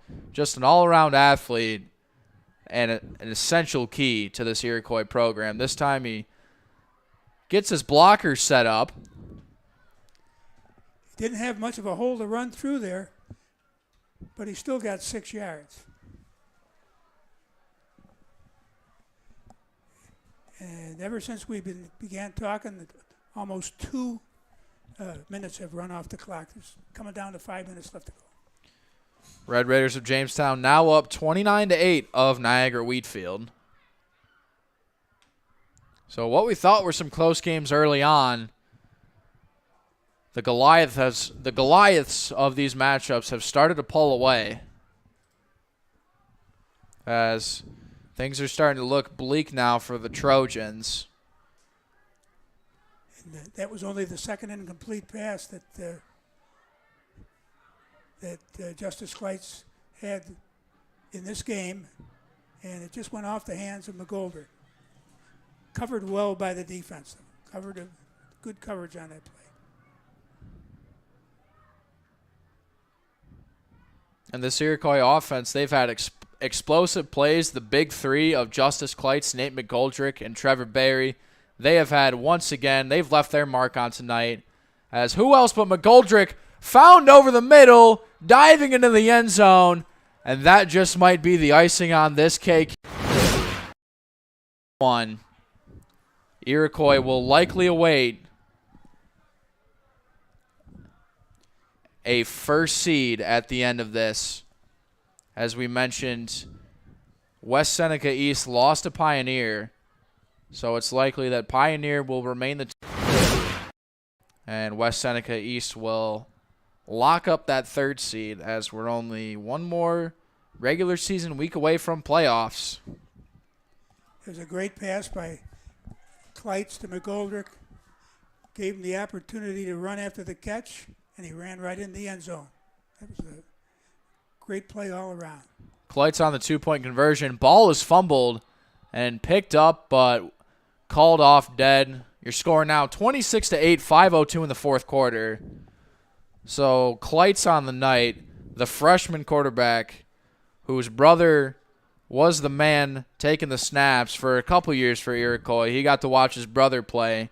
Might have learned a thing or two, wouldn't you say, Jim? He's 12 of 15 on the night, 174 yards, couple touchdowns to go along with it. And he is going to think that he has 3 more years after this year left in this program. That's scary for opponents, thinking that you're going to have to deal with him for so long. But for the Iroquois program, you have talent in. You have Trevor Barry for 1 more year. Unfortunately, Nate McGoldrick is a senior. He's going to graduate. But you can work around Trevor Barry for 1 more year. with the run game. And as you keep implementing, as more receivers come up with the program that develop chemistry with Justice Kleitz, this team's going to be making deep runs year in and year out. And again, just the numbers tell you that, Colin, I mentioned before that there were 16 seniors on this team out of about 40 players. And all the other are underclassmen. They got 12 juniors, 4 sophomores, and 3 freshmen. So you're 100% right there. They're set up to go a long way in years to come. A game that was 8-0 part way through the second quarter. West Seneca East in full control, running the ball, getting stops on defense. They have watched this become a nightmare. Down 26-8, 26 unanswered points for Iroquois. And I'm not sure what got away from them, but whatever happened, it did quick. As Niagara Wheatfield struck back with a quick touchdown. Jamestown up 29-14 now over in that one. Defense for Iroquois, and again, the front seven has been awesome in the way they've stopped or slowed down the run. Hayes on the keeper. And again, a good runner like Hayes, no gain. Now this West Seneca East team, they have a game next week, non-league, against, I don't know if you want to call it their rival, but we'll call it right across the town, West Seneca West. That is an away game. That's who they wrap up their season with. Iroquois is going to travel, they will host another non-league game versus East Aurora Holland. So for West Seneca East, this is going to be a big learning game as they get ready for playoffs. And as we actually talked to the public address announcer at halftime, they mentioned that Andrew Deptula is still trying to nurse his throwing hand. He hurt his thumb really bad a couple games ago. So that's sort of why they don't really have a pass game. That Mike Hayes has really had to step up, even though he's a running back. He's had to, just be the guy to fill those shoes, throw the ball when they need him to. And I think if they do get Deptula back, or if they find a way to fix some of the problems on offense, some of the blocking up front, they'll find a way and they'll be able to make a run and give a contest to whoever they face in the playoffs. You mentioned that West Seneca East, West Seneca West rivalry. One of the many rivalry games that are going to be played next week. Always a good matchup. West Seneca East, as we see here, has an excellent team. It's not been their night, but again, without Deptula and a good Iroquois defense, what you're going to see is West Seneca West is a very young team that's coming along toward the end of the season. So it should be a great game for both these teams. Rivalry games are the best of the best. And there's so many what ifs for the Trojans too in this games in terms of penalties, dropped passes, points left up on the board, unsuccessful fourth down attempts. This game could be this game was far closer than what the scoreboard reads. I will say that for a fact. That is set in stone. As the Iroquois defense living up to their numbers over the course of the year, only giving up 104 yards on the night. It has been a struggle for the Trojans to try and pick up any positive plays. They did so in that first quarter, but then a switch just turned on from that Iroquois defense, and they were relentless. As their defense came alive, Colin, what we had was, again, there were 2 touchdowns within 4 minutes by Iroquois, and that second touchdown was, I think it kind of took the wind out of their sails, and that quick pass to the first play of the series, a quick pass to Nate Blair for the touchdown. I think that might have been the turning point. It brought them up at 14-8, and they've never looked back. Coach Marino sort of waving the white flag here as he elects to kick this one away. So Iroquois will pick up a first down or two and likely kneel this one out. So as we mentioned in the standings, Iroquois will get the first seed. Pioneer will remain at second.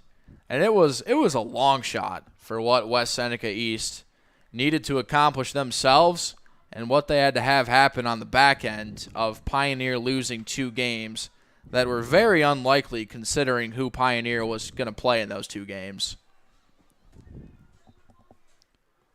So 3:11 in the fourth quarter, 1st and 10, ball on the 22. Coach Bidzonka looking to walk home, licking his chops with another W in the column to keep an undefeated season going and those deep playoff run hopes alive.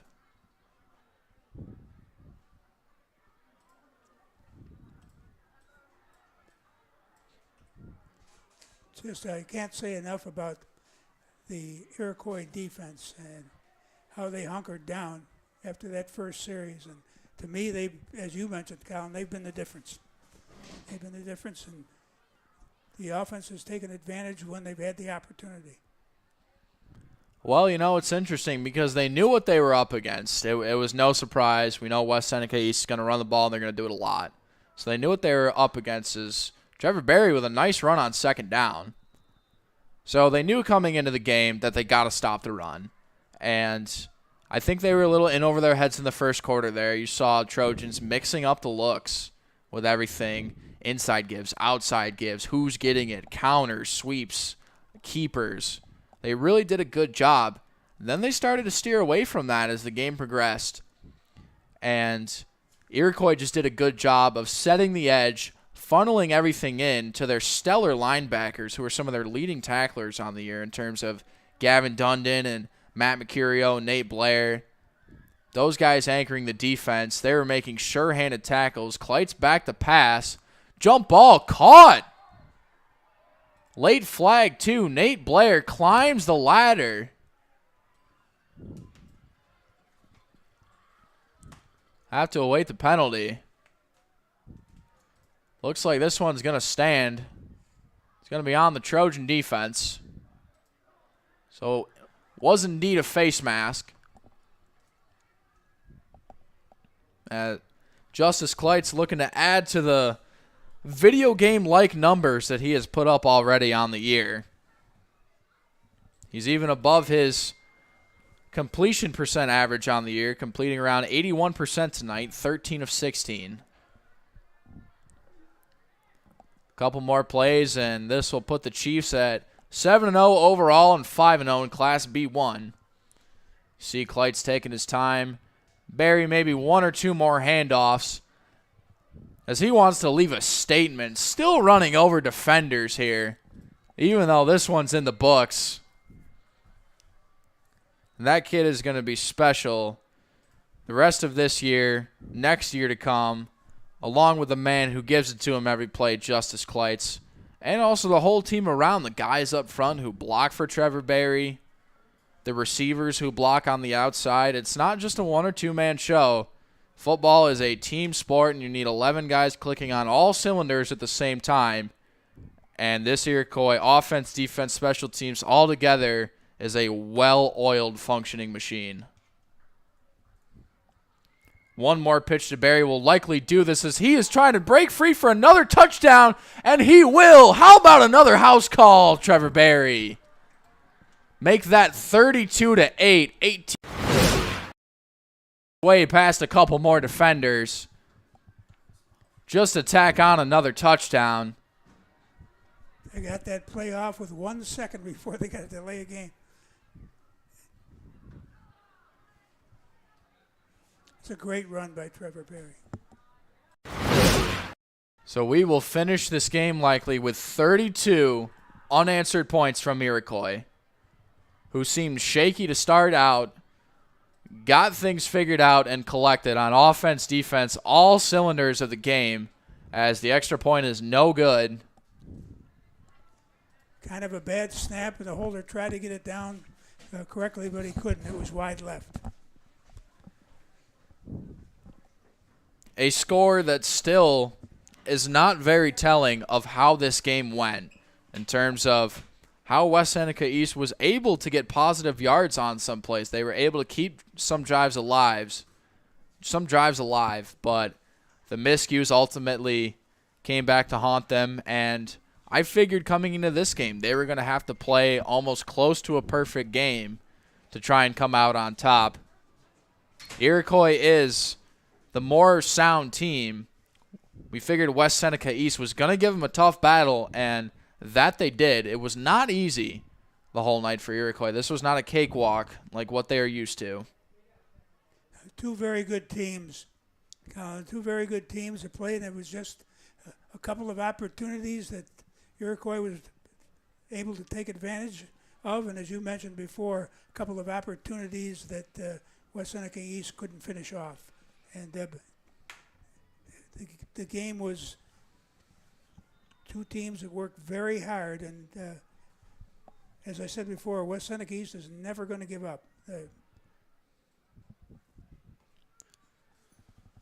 This one's fielded and brought across around the 40-yard line. And honestly, those pass plays for the Trojans, they were used well in timely fashion based on what the Iroquois defense was doing. I thought the play calls were great.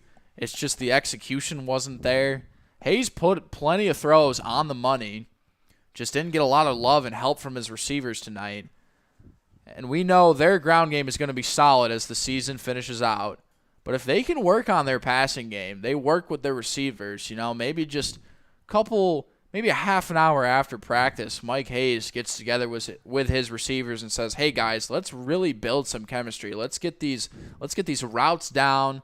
I want to be on the same page with you at all times. And they can really that'll lead to a two-dimensional offense to try and help them out in ways that they didn't think were possible instead of just running constantly. As that clock hits triple zeros, final score, West Seneca East Trojans 8, Iroquois comes out on top 32, still in charge of Class B1. Trojans fall to third place. Jim, is there any final comments, remarks, anything you want to say before we wrap up here? No, Colin, it was a great game. I enjoyed working with everybody here, and we're going to see some really good playoff football as we go along.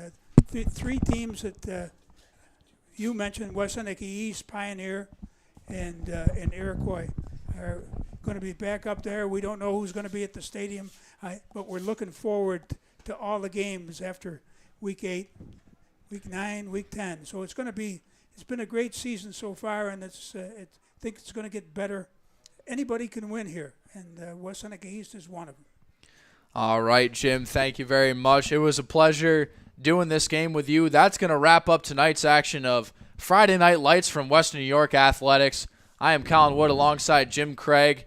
Week 7 football will be in the books after tomorrow as we get ready for Week 8 and the regular season finales next week. Make sure you tune in next week. Plenty of great football coming your way. What a game it was tonight. Thank you all for listening. Saying so long, good night from our crew here at Western New York Athletics.